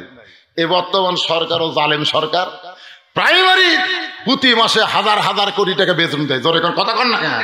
আর এইরকম মাদ্রাসায় 1 টাকাও দেয় না। এই সরকারের নেতারা বললে আপনাদের খতম দেন না। আমার এলাকার আমি কয়ে দিছি যে এই নেতারা বললে খবরদার তোমরা কোরআন শরীফ পড়ে সব বেচানি করবে না। এরা মরবি তোর আমাকে ডাকবি, আসেন হুজুর 1 খতম কোরআন পড়ে একটু দোয়া করে দেন। হুজুরা কিছু বোঝে না। রব্বানা যালামনা, আল্লাহ যে কোরআন শরীফ পড়ছি আল্লাহ আর তার সওয়াব হয়। নেতার আমলনামা দেওয়া আল্লাহ কয় ছেকা পড়ছে। যে ব্যক্তি জীবিত অবস্থায় কোরআনের বিরুদ্ধে চারণ করছে, মরার পরে কোরআন দিয়ে তাকে জান্নাত দিবে। এই মাদ্রাসাগুলো টিকতো না যদি আপনাদের মতন আল্লাহওয়ালারা না থাকতো দুনিয়ায়। জোরে কোন কথা ঠিক না? সরকারের কর্মসূচি হলো ইসলাম শিক্ষাকে মুছে দিতে হবে। জোরে কোন কথা ঠিক না? হাই স্কুল কলেজে যারা পড়তেছেন আপনারা দেখেন ইসলাম কিভাবে মুছে দেওয়ার। আগে অতে অজু আছিল, এখন অতে অর্জুন হচ্ছে। অর্জুন এখন শরীয়তে কি অর্জুন, আগে আসলে অজু। অজু বলে মৌলবাদী, অজু বলা যাবে না, অর্জুন বলা লাগবে। কিভাবে আমাদের ছেলেদেরকে ব্রেন খলাস করতেছে। আল্লাহ কোরআনে বলেছেন ইকরা পড়ো, ইকরা পড়ো। কি পড়বা? বিসমি রাব্বিকাল্লাযী খলাক, যে আল্লাহ তোমাকে সৃষ্টি করেছে সে আল্লাহর জন্য পড়ো। আল্লাহ বাদ দিয়ে অর্জুনের পড়া পড়বে বাংলার মুসলমান? তাহলে আপনারা জীবিত আছেন বলে, আপনাদের মতো আল্লাহ আছে বলে এই মাদ্রাসাগুলো এখনো টিকে আছে। আজকে সে আল্লাহওয়ালাদের কাছে আমি একটা গামছা পাঠাবো, ব্যাগ পাঠাবো। এই মুরব্বী ওঠেন না বাজান, টাকা দিয়ে ওঠেন, বসেন। হ্যাঁ, আপনাদের কাছে রুমাল যাবে, ব্যাগ যাবে। এই কোরআনের শিক্ষার ধারাবাহিকতা চালু রাখার জন্য আপনার কি রাজি না বেজা? কারা কারা রাজি? আল্লাহকে একটু হাত দেখান তো দেখি। লিল্লাহে তাকবীর, হাত নামান। আপনাদের কাছে গেলে সবাই দিবেন না ফেরত দিবেন? দান বাক্স ঠেলা মারবেন নাকি? ঠেলা দান বাক্স ঠেলা ওই মারেনি, ওই জান্নাতকে ঠেলা মারছে। ধরে কোন কথা ঠিক কিনা? যেটাই পারেন, 10 পারেন, 20 পারেন, 50 পারেন, এতিমখানা মাদ্রাসার জন্য আল্লাহর রাস্তায় আপনারা দিবেন ভাইজান। হ্যাঁ সবাই দিবেন। কি ও বাকি নেবেন? 1000 2000 টাকা আমার হাতত দিবি। এখানে অনেক মানুষ আছে পকেটে বার করে দেখেন তো 4টা লোট, 500, 200, 100 আর 50। কোনটা দিবেন? 50 টাকা দিবেন। আল্লাহ কোরআনে বলেছে লান তানালুল বিররা হাত্তা তুনফিকু মিম্মা তুহিব্বুন। আমার রাস্তায় যখন দান করবা বড়টা দিবা, মহব্বতেরটা দিয়ে দিবা। ভাইজান এখানে গামছা বাড়ি ঢোকে নাই, ও ব্যাগ নিয়ে ঢুকছে, মাশাআল্লাহ। দেন সবাই বার করেন, সবাই বার করেন। আমি আপনাদের কাছে শোনেন, আলোচনা হবে 4:30 পর্যন্ত, অসুবিধা নাই। মাত্র 100টা কোরআন শরীফ এই মাদ্রাসার এতিমদের দেওয়া লাগবে। এক কোরআন শরীফ মাত্র 500 টাকা। যাদের বাপ মা কবরে গেছে, বাপ মা রুহের মাগফিরাতে এই মাদ্রাসার এতিমদের হাতে কোরআন বাবদ 500 টাকা কোন আল্লাহর পাগল দেবেন? আপনি 500 টাকা দিবেন, দেওয়া মাত্রই আল্লাহ আপনার বাপ মার কবরে রহমতের চাদর দেবে। শীতকালে বাপ মা বাঁচা থাকলে একটা চাদর কিনে দেওয়া লাগতো না? কি কোন লাগতো কি লাগতো না? সেই বাপ মা অন্ধকার কবরে কষ্টে আছে, বাপ মা রুহের মাগফিরাতে 500 টাকা দেন, একটা কোরআন শরীফ দানের সওয়াব আল্লাহ আপনার বাপ মার আমলনামায় দিয়ে দিবে। দেন কোন আল্লাহর পাগল পারবেন 500 টাকা দিবার? আপনি দিবেন 500, তারপরে যত লোক আসবে দিবার সবার সওয়াবের একটা অংশ আল্লাহ আপনাকে দিবে, যে আপনি আগে আইছেন। কোন আল্লাহর পাগল পারবে 500 টাকা দিয়ে বাপ মার কবর জান্নাত বানাতে? মাশাআল্লাহ, আল্লাহ টেস্ট থেকেই তোমার এক পাগল 500 টাকা দিয়েছে। আল্লাহ দাও। সুবার চাচ্ছে নাকি? আচ্ছা, 100 জন চাইছি, 2 জন হয়ে গেছে। এ হুজুর খালি গুনবেন আপনি, আপনার কাম খালি গোনা। আল্লাহ আরেকজন আল্লাহর পাগল 500 টাকা দিল, 3 জন হয়ে গেল, 3 জন হয়ে গেল। 4 নম্বরে কোন আল্লাহর বান্দা পারবেন বাপমার কবরে একটা রহমতের চাদর দিয়ে? বাপমার কথা মনে হয় না, যাদের বাপমা মারা গেছে তাদের বলতেছি, যাদের বাপমা মরিস আমি তাদেরকে বলতেছি, এই শীত আর শীতে একটা রহমতের চাদর বাপমার গায়ে দিবেন, একটা কোরআন শরীফ বাবদ 500 টাকা দিয়ে। আল্লাহ আরেকজন 500 টাকা কোরআন বাবদ দান করেছে। আল্লাহ দানকে কবুল করেন। যারা 500 করে টাকা দিবে, আল্লাহ একটা কোরআন দানের সওয়াব তাদের বাপ মার কবরে দিয়ে দাও। আরেকজন 500 টাকা দান করেছে। আল্লাহ তোমার নবীর এতিম মাদ্রাসায় কোরআন শরীফ বাবদ 500 টাকা দান করতেছে। আল্লাহ এমন আল্লাহর বান্দা আছে বাপ মার জন্য 2টা কোরআন শরীফ দেবে, বাপের জন্য একটা, মায়ের জন্য একটা। 1000 টাকা দিবেন, 2টা কোরআন দানের সওয়াব পাবেন। বাপ মা অন্ধকার কবরে যাদের চলে গেছে, যাদের বাপ মা জীবিত আছে, এই 2 নিয়ামতের হায়াত বাড়ানোর জন্য কোরআন শরীফ দিতে পারবেন। আপনার বাপ মা জীবিত আছে, বেজার আছেন, তাদের হায়াত বাড়ানোর জন্য কোরআন শরীফ বাবদ মাশাআল্লাহ। আর একজন কোরআন শরীফ বাবদ যুবক মানুষ 500 টাকা করছে দান, আর একজন কোরআন বাবদ 500 টাকা দান করছে। আল্লাহ দানকে কবুল করেন, আল্লাহুম্মা আমিন। অনেকে মনে করতেছে থাকে এটা টাকা, 100 টাকা 200 টাকা যদি দেন এটা দানের মধ্যে যাবে, আর 500 টাকা দিলে একটা কোরআন। আপনি দানও করতে পারেন, কোরআনও দিতে পারেন। আপনার যদি টাকা 500 না থাকে আপনি কিভাবে দিবেন? দেন ভাই দেন। তাসাউদ পড়ার সময় আঙ্গুল তোলা কি? এর মধ্যে এটা কেরে আদায়ের সময় ফতুয়া কেরে বুঝবেন না কোন কোন দেওয়া লাগে। আঙ্গুলের যদি আপনার বল না থাকে তোলার কি দরকার? আশহাদু আল্লা ইলাহা ইল্লাল্লাহ সাক্ষী দিচ্ছি আমরা, অসুবিধা আছে? কিন্তু এই করা চলবে না, একবারে খারাপ। উঠে যাচ্ছেন কেরে? এই হ্যাঁ সুন্নত ও জরুরত, এতগুলো একবারে জরুরত শুরু হচ্ছে। নামাজের জামাত হবে, পেশাবের জামাত করার দরকার নাই। এখানে বিশাল জামাতে আমরা আসলে নফল ইনশাআল্লাহ, যদিও অন্য মসজিদের চাইতে 15 মিনিট পরে হবে, অসুবিধা কি? আমরা একটা কম্পিউটার আসনে এখানে আমরা ইনশাআল্লাহ নামাজ পড়বো ভাই। দেন দেন দেন দেন কোরআন শরীফ দেন। এতগুলো মানুষের মধ্যে ব্যাগের টাকা কি আদায় হচ্ছে না হচ্ছে না রে? দেন সবাই দেন, সবাই দেন দেন। আমার মা বোনদের কাছে যাবেন, মা বোনেরা অনেক টাকা দান করবে। যাদেরকে ব্যাগ দেওয়া হয়েছে তারা কি মাদ্রাসার লোক? আবার তার ব্যাগ দেওয়া আউট হয় না, দেখুন স্বেচ্ছাসেবক। তুমি দায়িত্ব দিছা,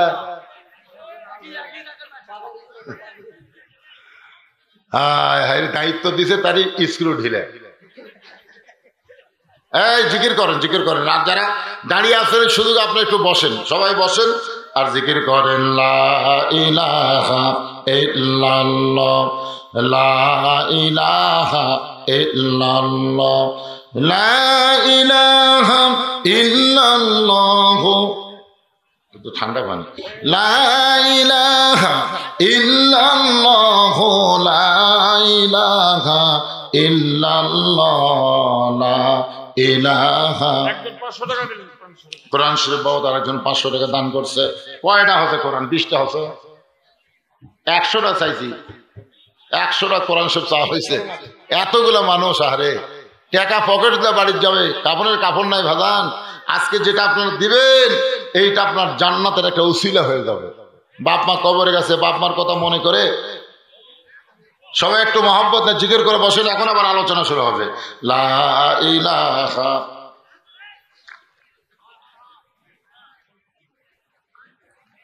লা ইলাহা ইল্লাল্লাহ মুহাম্মাদুর রাসূলুল্লাহ সাল্লাল্লাহু আলাইহি সাল্লাম। হযরত হোসেন হাতে হযরত আলী কোরআন শরীফ দিয়া আলোচনা শুরু হয়ে গেল। একটু মনোযোগ দেন। হযরত আলী অন্দর মহলের দরজায়, কারণ স্বামী যখন তখন বইয়ের ঘরে ঢুকতে পারবে, অনুমতি লাগবে? কোন অনুমতি লাগবে? বাবা মেয়ের ঘরে ঢুকতে কি লাগবে? ছেলে মায়ের ঘরে ঢুকতে অনুমতি লাগবে, কিন্তু স্বামী বিবির ঘরে ঢুকতে কোনো অনুমতির দরকার নাই। হযরত আলী চুপি চুপি গিয়া ফাতেমার অন্দর মহলের দরজা খুলেছে।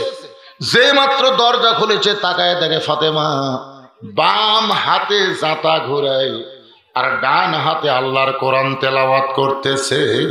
সুবহানাল্লাহ কবেন না? বাম হাতে কি করতেছে? বাম হাতে এরকম জাতা ঘুরাচ্ছে আর ডান হাতে আল্লাহর কোরআন তেলাওয়াত করতেছে। এই দৃশ্য দেখার পর হযরত আলী মনে মনে কয়, আল্লাহ, আমার ভাঙ্গা ঘরের মধ্যে খাট নাই, পালং নাই, আমার ভাঙ্গা ঘরের মধ্যে দুনিয়ার কোনো সম্পদ নাই, কিন্তু ভাগ্য গুণে এমন একটা বউ পাইছি, এই বউটার কারণে আমার ভাঙ্গা ঘর যেন জান্নাত হয়ে গেছে। সুবহানাল্লাহ জোরে কোন। এই দৃশ্য দেখবার পালে স্বামীর মন কত খুশি। আর আমরা কি দেখতেছি? ঘরের মধ্যে যায় ঢুকে দেখি আমার প্রধানমন্ত্রী স্টার জলসা দেখতেছে। জোরে কোন, কি জলসা? আর এই স্টার জলসা দেখার কারণে হিন্দুদের পূজার বাদ্য লোলো করে বাঁচতেছে। শোনেন, যে ঘরের মধ্যে বইয়েরা স্টার জলসা দেখে, এ ঘর কি জান্নাত না জাহান্নাম? তাহলে আপনার প্রধানমন্ত্রী স্ত্রী জাহান্নামের কাম করতেছে। আপনি জান্নাতের যতই কাজ করেন কাম হবে না, কাম হবে না। কারণ মা হওয়ার কারণেই আল্লাহ আদমকে জান্নাত থেকে বের করে দিয়েছে। আদমকে আল্লাহ জান্নাত থেকে বার করে দিয়েছে কি আদমের কারণে না হাওয়ার কারণে?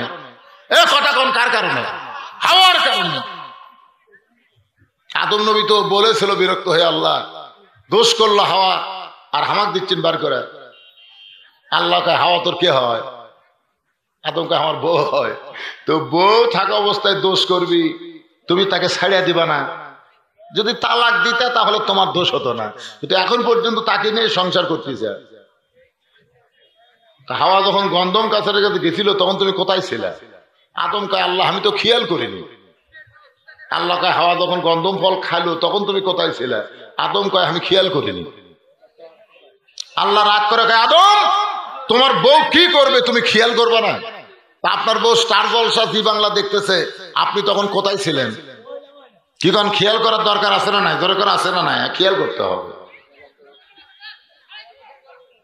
এই মহিলার এই কয় টাকায় দিছে? মহিলা কয় টাকা দিল? মহিলা মহিলা কোথায় গেল? এই ব্যাগ গুলো একটু দেখা দরকার আছে না? কে নিয়ে গেল? কোথায় গেল? আপনার কি মাদেশারি হুজুর না অন্য মাঝে? না মহিলার ব্যাগ কোথায়, পুরুষের ব্যাগ কোথায়? দুটো তো দেখা লাগবে।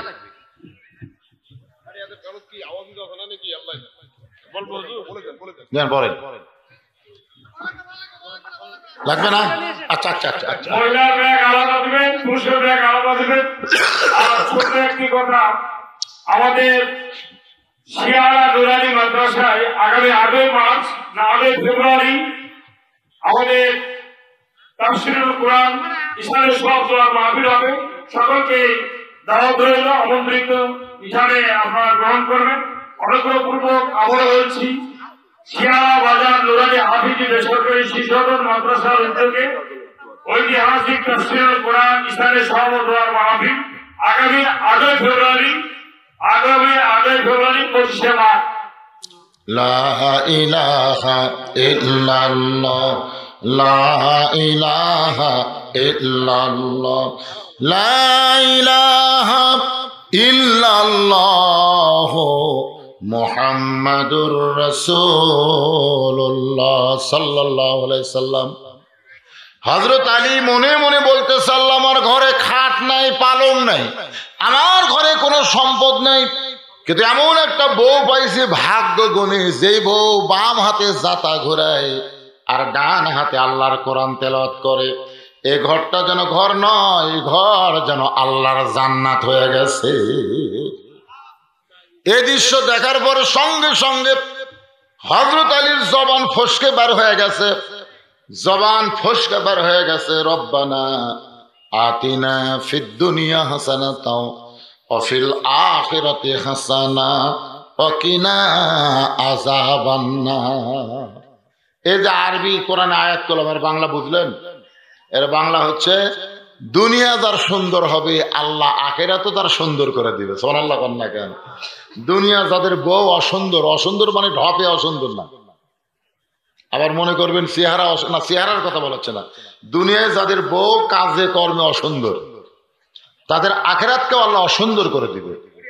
হযরত আলী কোরআন আয়াত যেই মাত্র পড়ছে সঙ্গে সঙ্গে ফাতেমা জাতা ঘুরান বন্ধ, কোরআন তেলাওয়াত বন্ধ, মানে জাতা ঘোরানো বন্ধ করছে, কোরআন তেলাওয়াত বন্ধ করে স্বামীর কাছে এসে বুড়া আঙ্গুলে ভর দিয়া স্বামীর কপালে একটা চুমা খায়। সুবহানাল্লাহ।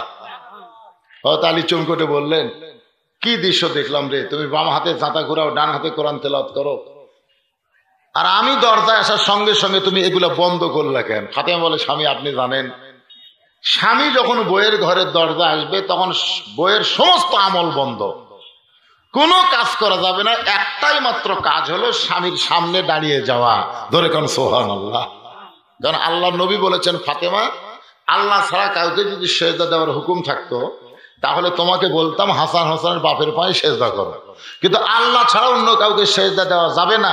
এ কথার দ্বারা রাসূল এটাই বুঝাইলেন মেয়ে মানুষের কাছে আল্লাহর পরে সবচাইতে দামি তার স্বামী। ধরে কোন সুবহানাল্লাহ। দেখছেন স্বামী ডাকেও নি, এসে বুড়াঙ্গুলো ভর্দা স্বামীর কপালে চুমা দিচ্ছে। আর আমাদের গুলার খবর কি?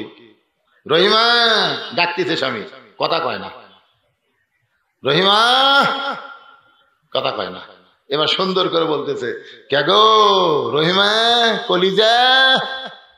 তখন কি আমার কাম নেই, এত ডাকেন কেন? দেখছেন, আমার কাম নেই, এত ডাকেন কেন? আপনারা বলেন তো, স্বামী যখন ডাক দেবে তখন দুনিয়ার কোনো কাজ করা যাবে? রাসূল বলেছেন শুধু ফরজ রোজা, ফরজ নামাজ, এই দুইটা যদি বউ করে আর স্বামী যদি ডাক দেয়, স্বামী ডাক দিচ্ছে ফরজ রোজা আছে বউ, স্বামী বলতে আসো খেলা করি, তখন বউ বলবে নাউজুবিল্লাহ, এই রোজা অবস্থায় আপনার সাথে আমি খেলা করবার পারবো না। খেলা মানে বুঝতেছেন না, অত ব্যাংকে কয়া লাগবে না। আর ফরজ নামাজ যখন বউ পড়তেছে তখন যদি স্বামী ডাক দেয় কেন রহিমা, তখন কথা বলা যাবে না। আর বউ যদি নফল নামাজ পড়ে, স্বামী যদি ডাক দেয় রহিমা, নামাজ পড়তে পড়তে কি, নামাজ পড়তে পড়তে উত্তর দেওয়া লাগবে, না দিলে আল্লাহ ওই নামাজ কবুল করবে না। কারণ শুধু ফরজ বাদ দেওয়া যত ইবাদত বউ করবে ওই ইবাদত বাতিল হবে, স্বামীর কাছে যাওয়া লাগবে। সুবহানাল্লাহ কর না কেন?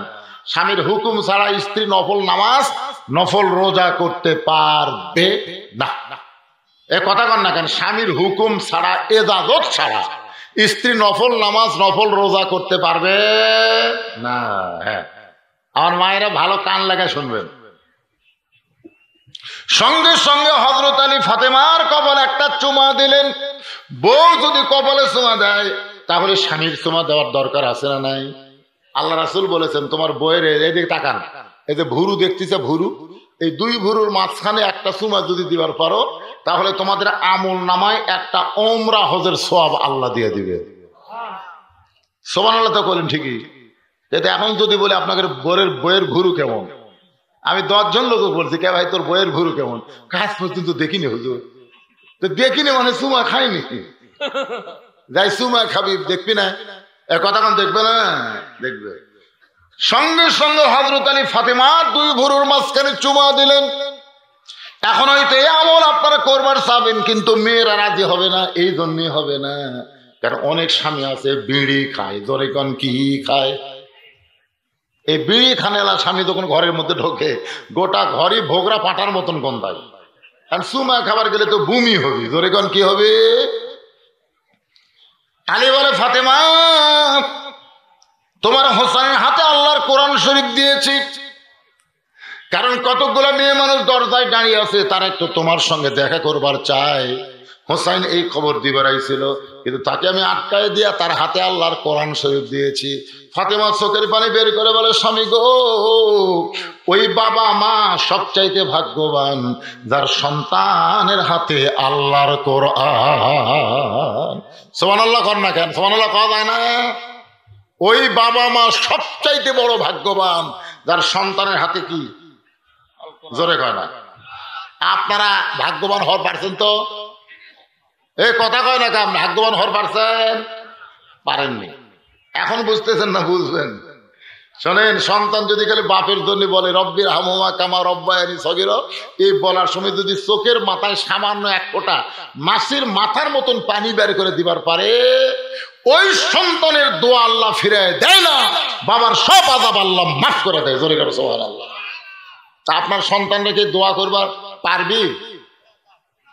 দুই একজন ইনশাল্লাহ কথা, বাদ বাকি কথা কয় না। মা যায় কানতেছে ছেলের দরজা, বাবা আয় তো আয় আয়। কি হয়েছে মা? হঠাৎ তোর বাপ রাত্রেবেলা মরছে রে, হার্ট অ্যাটাক করে মরছে, বাবা আয় আয়। ছেলে হানফান করে ঘর থেকে বের হয়ে বাবার ঘরের দরজা যার ভিতরে ঢুকতেছে না। মা বলতেছে, বাজান তোর বাপ মারা গেছে, যা দেখে আয়। ছেলে বলতেছে, মা আমি তো ঢুকবার পারতেছি না। মা কয়, কে রে ঢুকবার পারিস না কেন? রাত্রেবেলা আমি পেশাব করে পানি লইনি মা, আমি তো আর জানি না আব্বা মরবি। রাত্রে ওই পেশাব করে পানি লাইনি, ওই তো আর জানে না ওর বাপ মরবি। মা বলতে, তুই বেটা না পাটা রে, যা গোসল কর যা। তখন বলতেছে, মা শীতের দিন ওই সামান্য জায়গাতে পানি ঠেকায়নি, ঠান্ডার ভয়ে গোসল কর্ম। লাশের কাছে মা যায় বলতেছে, লাশের কাছে বলতেছে, বেটা জন্মাছে না পাটা জন্মাছে? পাটা না বেটা? দরজাত খাওয়া হয়ে আছে, ভিতরে ঢুকবার পারতেছে না। ছেলে বলতেছে, মা মরা লাশের কাছে কি করছে? বগুড়ার ভাষা, মরা লাশের কাছে কি বলো? খালি সকাল হবার দাও, বাপক জান্নাত উঠে আসবো। মা কয়, সকাল হলে বাপক জান্নাত উঠে কি হবে? ওই কি কেরামতি জানেন না ভেলকি জানেন? যে সকাল হতে বুঝছেন, পাশে হলো আপনাদের এই যে মাদ্রাসা, এই মাদ্রাসার নাম কি? কাষ্টবই ডাঙ্গা বলা মাদ্রাসা। এই মাদ্রাসার দরজা সে কান দিচ্ছে, হুজুর কি হচ্ছে বাবা? হ্যাঁ, আব্বা তো হার্ট ফেল করে মরছে, আপনার গ্রুপ খেলে আসেন তো, আসেন। হুজুর গ্রুপ লিয়ে গেছে, যা দোয়া করতেছে। বেটা যদি পাটা হয়, হুজুরের দোয়া দিয়ে বাপের লাভ হবে। এই জন্য ফাতেমা বলতেছে, ওই বাবাই সবচাইতে বড় ভাগ্যবান, ওই বাপ মা সবচাইতে বড় ভাগ্যবান যার মাসুম বাচ্চার হাতে আল্লাহর কোরআন। ধরে কেন সুবহানাল্লাহ। আলী বলে, ফাতেমা মেয়েগুলো দরজায় দাঁড়িয়ে আছে, তুমি কি তাদেরকে ঘরে ঢোকার অনুমতি দিবা? ফাতেমা বলতেছে, আমার কোনো আপত্তি নাই, কিন্তু আপনাকে কষ্ট করে পর্দার ব্যবস্থা করা লাগবে। পুরুষের জন্য 1 নম্বর নেক আমল হচ্ছে নামাজ, আর মেয়েদের জন্য 1 নম্বরের নাম কি? এই পর্দা সম্পর্কে কথা বলতেছে, একটু খেয়াল করেন। ফাতেমা বলতেছে, আপনাকে কষ্ট করে পর্দার ব্যবস্থা করা লাগবে। হযরত আলী মুচকে মুচকে হাসার বলে, ফাতেমা মেয়েরা মেয়ের সঙ্গে দেখা করবে, এখানে কোনো পর্দার ব্যবস্থা লাগবে না। ফাতেমা বলে, স্বামী গো, আপনি জ্ঞানের মহাসম্রাট হবার পারেন, কিন্তু পর্দা বিষয়ে আপনি আমার চাইতে কম জানেন। ফাতেমা আলীকে বলতেছে, আপনি জ্ঞানের মহাসম্রাট হতে পারেন, কিন্তু পর্দা বিষয়ে আমার চাইতে কম জানেন। আলী বলতেছে, তুমি পর্দা বিষয়ে আমার চাইতে কি জানো? দেখি তুমি বলো, আমি শুনি। ফাতেমা বলতে, স্বামী গো, রাগ করছেন কেন? আমি তো স্বীকার করলাম আপনি জ্ঞানের মহাসম্রাট, কিন্তু পর্দা বিষয়ে আপনি আমার চাইতে কম জানেন। আলী বলতেছে, তুমি কি বেশি জানো? তুমি বক্তা আর আমি শ্রোতা, দেখি বলো। এখন হযরত আলী বসে গেছে শ্রোতা হয়ে, ফাতেমা বক্তা হয়ে বলতেছে, যে কয়টা মেয়ে দরজায় দাঁড়িয়ে আছে আপনি কি তাদের চিনেন? মারাত্মক কথা কিন্তু। আমি খালি আমার বউয়ের কাছে বলছি, আমার চাওয়াতো ভাই বিয়ে করছে, বউটা খুবই সুন্দরী। এই কথা বলা মাত্রই আমার বউ কাছ থেকে উঠে গেল। আমি বলি, কি হলো? আপনি আলেম না লুচ্চা? আমি বলি, আলেম না লুচ্চা এই কথা কেন? তা আপনার চাওয়াতো ভাইয়ের বউ সুন্দরী, আপনি একটা আলেম হয়ে কেমনে দেখলেন? আমি সেই দিনই কান ধরে তওবা করছি, আল্লাহ আর কোন মেয়ে মানুষের সুন্দরী দেখলে বইয়ের কাছে বলা যাবে না, বললি লুচ্চা হওয়া লাগবে। তোর কথা ঠিক না? ফাতেমা মারাত্মক। আলীকে বলতেছে, যে কয়টা মেয়ে দরজায় দাঁড়ায় আছে আপনি তাদের চিনেন? এ কথার মধ্যে মারিফত নাই। হযরত আলী চোখের পানি বের করে বলে, ফাতেমা এই দুনিয়াতে একজন মাত্র নারীকে আমি চিনি, যেই নারীটা হলো হাসান হোসেনের মা। এই হাসান হোসেনের মা ছাড়া আমি দুনিয়ার অন্য কোন মেয়েকে আমি চিনি না।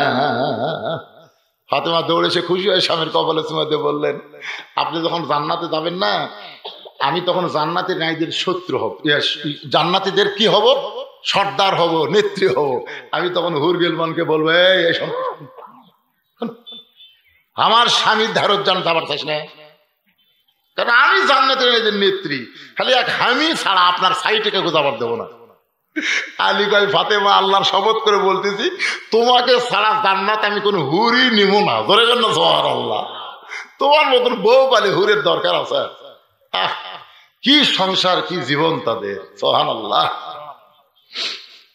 ফাতেমা বলে, স্বামী গো, দরজায় যে কয়টা মেয়ে আছে, সেই মেয়েদের মধ্যে একটা মেয়ে যদি বেপর্দা হয়, আর ওই বেপর্দা মেয়ের সঙ্গে যদি আমি সরাসরি দেখা করি, তাহলে ওই বেপর্দা নারী পর পুরুষের কাছে যদি বলে দেয়, ফাতেমার মুখের সাইজ এমন, ফাতেমার নাকের সাইজ এমন, ফাতেমার গায়ের রং এমন, তাহলে পর্দার মধ্যে থাকা আবার লাভ কি হলো? স্বামী গো, আমি ফাতেমা পর্দা নিশি, আমার সারা জীবনটাকে পর্দার ভিতরে ওয়াকফ করে দিয়েছি। গভীর রাত্রে ফাতেমা দুনিয়া থেকে বিদায় নিল। গভীর রাত্রে তার জন্য কবর হলো। কবরে দাফন করার পরে হযরত আলী আল্লাহর কাছে বলতেছে, আল্লাহ আমার হাসান হোসেনের মা দুনিয়াতে ছিল, এটা দুনিয়ার কোন পরপুরুষ বুঝতে পারে নাই। আল্লাহ আজকে গভীর রাত্রে তাকে দাফন করে দে, দোয়া করে, আল্লাহ তুমি তারে কবুল করে নাও। এই দোয়াটা করার সঙ্গে সঙ্গে তাকায় দেখে সামনে কয়েকটা পুরাতন কবর দেখা যায়। নতুন কবর ফাতেমার গেল কোন জায়গায়? গোটা জান্নাতুল বাকির মধ্যে আলী দৌড়ায় বলে, ফাতেমার কবর, এখনই ফাতেমার কবর দিলাম, সেই কবরটা কোন জায়গায় রে? কবর কোন জায়গায়? গায়েব থেকে আওয়াজ আসতে, আলী ফাতেমা পর্দানিশী, আমি আল্লাহ জোহরা ডিগ্রি দিয়া ফাতেমার কবরকে কিয়ামত পর্যন্ত পর্দা করে দিয়েছি। আমার মায়েদের জন্য বলবো, মা ওই ফাতেমা জান্নাতি নারীদের নেত্রী হবে, তার সিগনেচার ছাড়া একটা মেয়ে মানুষ জান্নাতে যাবার পারবে না। যদি জান্নাতে যাবার চান তাহলে নামাজ রোজা যা করেন করেন, কিন্তু পর্দাটা আপনাদেরকে মানতেই হবে মা। পর্দা যদি না মানেন পুরাপুরি একটা ইবাদত আল্লাহর দরবারে কবুল হবে। পুরুষ মানুষের নামাজ না পড়লে তার কোনো ইবাদত আল্লাহর দরবারে গ্রহণযোগ্য হবে না। কারণ হাসরের ময়দানে সর্বপ্রথম এর নামাজ সম্পর্কে প্রশ্ন করা হবে। তোর এখন কথা ঠিক কিনা? আত্তাকুল্লাহ হাক্কা তুকাতিহি, আল্লাহর ভয় যথাযথ কলিজার মধ্যে রাখতে চাইলে নামাজের দরকার আছে না নাই? আল্লাহ বলেছেন লা তামুতুন্না, মৃত্যুবরণ করিস না ইল্লা ওয়া আনতুম মুসলিমুন, যতক্ষণ মুসলমান না হবে। মুসলমান হয়ে যদি আমরা মরবার চাই, এই কোরআন শরীফ ছাড়া বিকল্প কোনো রাস্তা আমাদের নাই। কেন ভাই আছে? তাহলে কোরআন শুধু শুনলে হবে না, বাস্তবে আল্লাহর কোরআনকে গ্রহণ করা লাগবে। 4:30টায় আমরা নামাজ পড়তে চেয়েছি, 4:20 বাজতেছে। এখন আজান হবে, একটা মোনাজাত সংক্ষিপ্ত করার পরে এরপরে এখানে বিশাল জামাত হবে। সকলে হাত তুল, আল্লাহুম্মা আমিন। আয় আল্লাহ, দীর্ঘ সময় ধরে দিনের মাহফিলে যা কিছু আলোচনা করলাম, আল্লাহ তোমার নবীর ঘর মাদ্রাসাকে লক্ষ্য করে আজকের মাহফিল তুমি কবুল করে নেও। আল্লাহ যা কিছু আলোচনা হল ভুল ত্রুটি মাফ করে যা হাদিয়া মঞ্জুর করো। সোনার মদিনায় নবী পাকের রওজা মোবারকে আল্লাহ তুমি কবুল করে নাও। তামাম আম্বিয়ায়ে কেরাম, আসহাবে কেরাম, তাবিনী কেরাম, তাবা তাবিনী কেরাম, তাম পৃথিবীর মাটির নিচে যত মুমিন মুমিনাত শুয়ে আছে আল্লাহ সকলের ওয়াফ আর হাদিয়া কবুল করেন। আল্লাহ আমরা যারা হাত তুলেছি, আল্লাহ আমাদের জনম দুঃখনী মা যাদের কবরে চলে গেছে, ছোট্ট একটা শব্দ মারে কত মধু মায়ের ভিতরে। আল্লাহ মায়ের কবর জান্নাতের টুকরা বানিয়ে দেন। আমি সহ আমরা যারা বাবা রেতিম হয়ে গেছি, আল্লাহ কিছুক্ষণ আগে আমার বাপজি বললো তার বাবা নাই, যারা বাবা চলে গেছে কবরে, আল্লাহ সকলের বাপের কবরকে জান্নাতের টুকরা হিসেবে আপনি কবুল করেন। দাদা নানা আত্মীয় স্বজন শ্বশুর শাশুড়ি যাদের কবরে গেছে আল্লাহ কবরবাসীদের মাফ করে দেন। এই মাদ্রাসাকে কিয়ামত পর্যন্ত কবুল করেন। আল্লাহ মাদ্রাসার যত অভাব অনটন রয়েছে আল্লাহ আপনি কুদরতি ভাবে এলাকার মানুষদেরকে মাদ্রাসার মাহেল, মাদ্রাসা হিতাকাঙ্ক্ষী বানায় সব অভাবকে মোচন করার ব্যবস্থা করে দেন। আল্লাহ আজকে নগদে বাকি যে দান হয়েছে, দানগুলোকে জান্নাতের বিনিময়ে কবুল করেন। আল্লাহ আল্লাহ আমার মা বোনদের কবুল করেন। আল্লাহ মা বোনেরা পর্দার ভিতরে থেকে বা ফাতেমার চরিত্র গ্রহণ করতে পারে তৌফিক দিয়ে দেন। আমি অসুস্থ মানুষ, আমার মতো অসুস্থ যারা হাত তুলেছে আল্লাহ সবাইকে সুস্থতা দান করেন। আল্লাহ যে যা নিয়ত করে হাত তুলেছে নেক নিয়ত নিকাশে কবুল করেন। আল্লাহ আমাদের মাফ করে দেন। সুবহান রাব্বিকা রাব্বিল ইজ্জাতি আম্মা ইয়াসিফুন ওয়া সালামুন আলাল মুরসালিন আলহামদুলিল্লাহি রাব্বিল আলামিন। ওয়াজাল আখিরা কালিমাতুনা ইনদাল মাউতি লা ইলাহা ইল্লাল্লাহু মুহাম্মাদুর রাসূলুল্লাহ সাল্লাল্লাহু আলাইহি ওয়াসাল্লাম। আসসালামু আলাইকুম।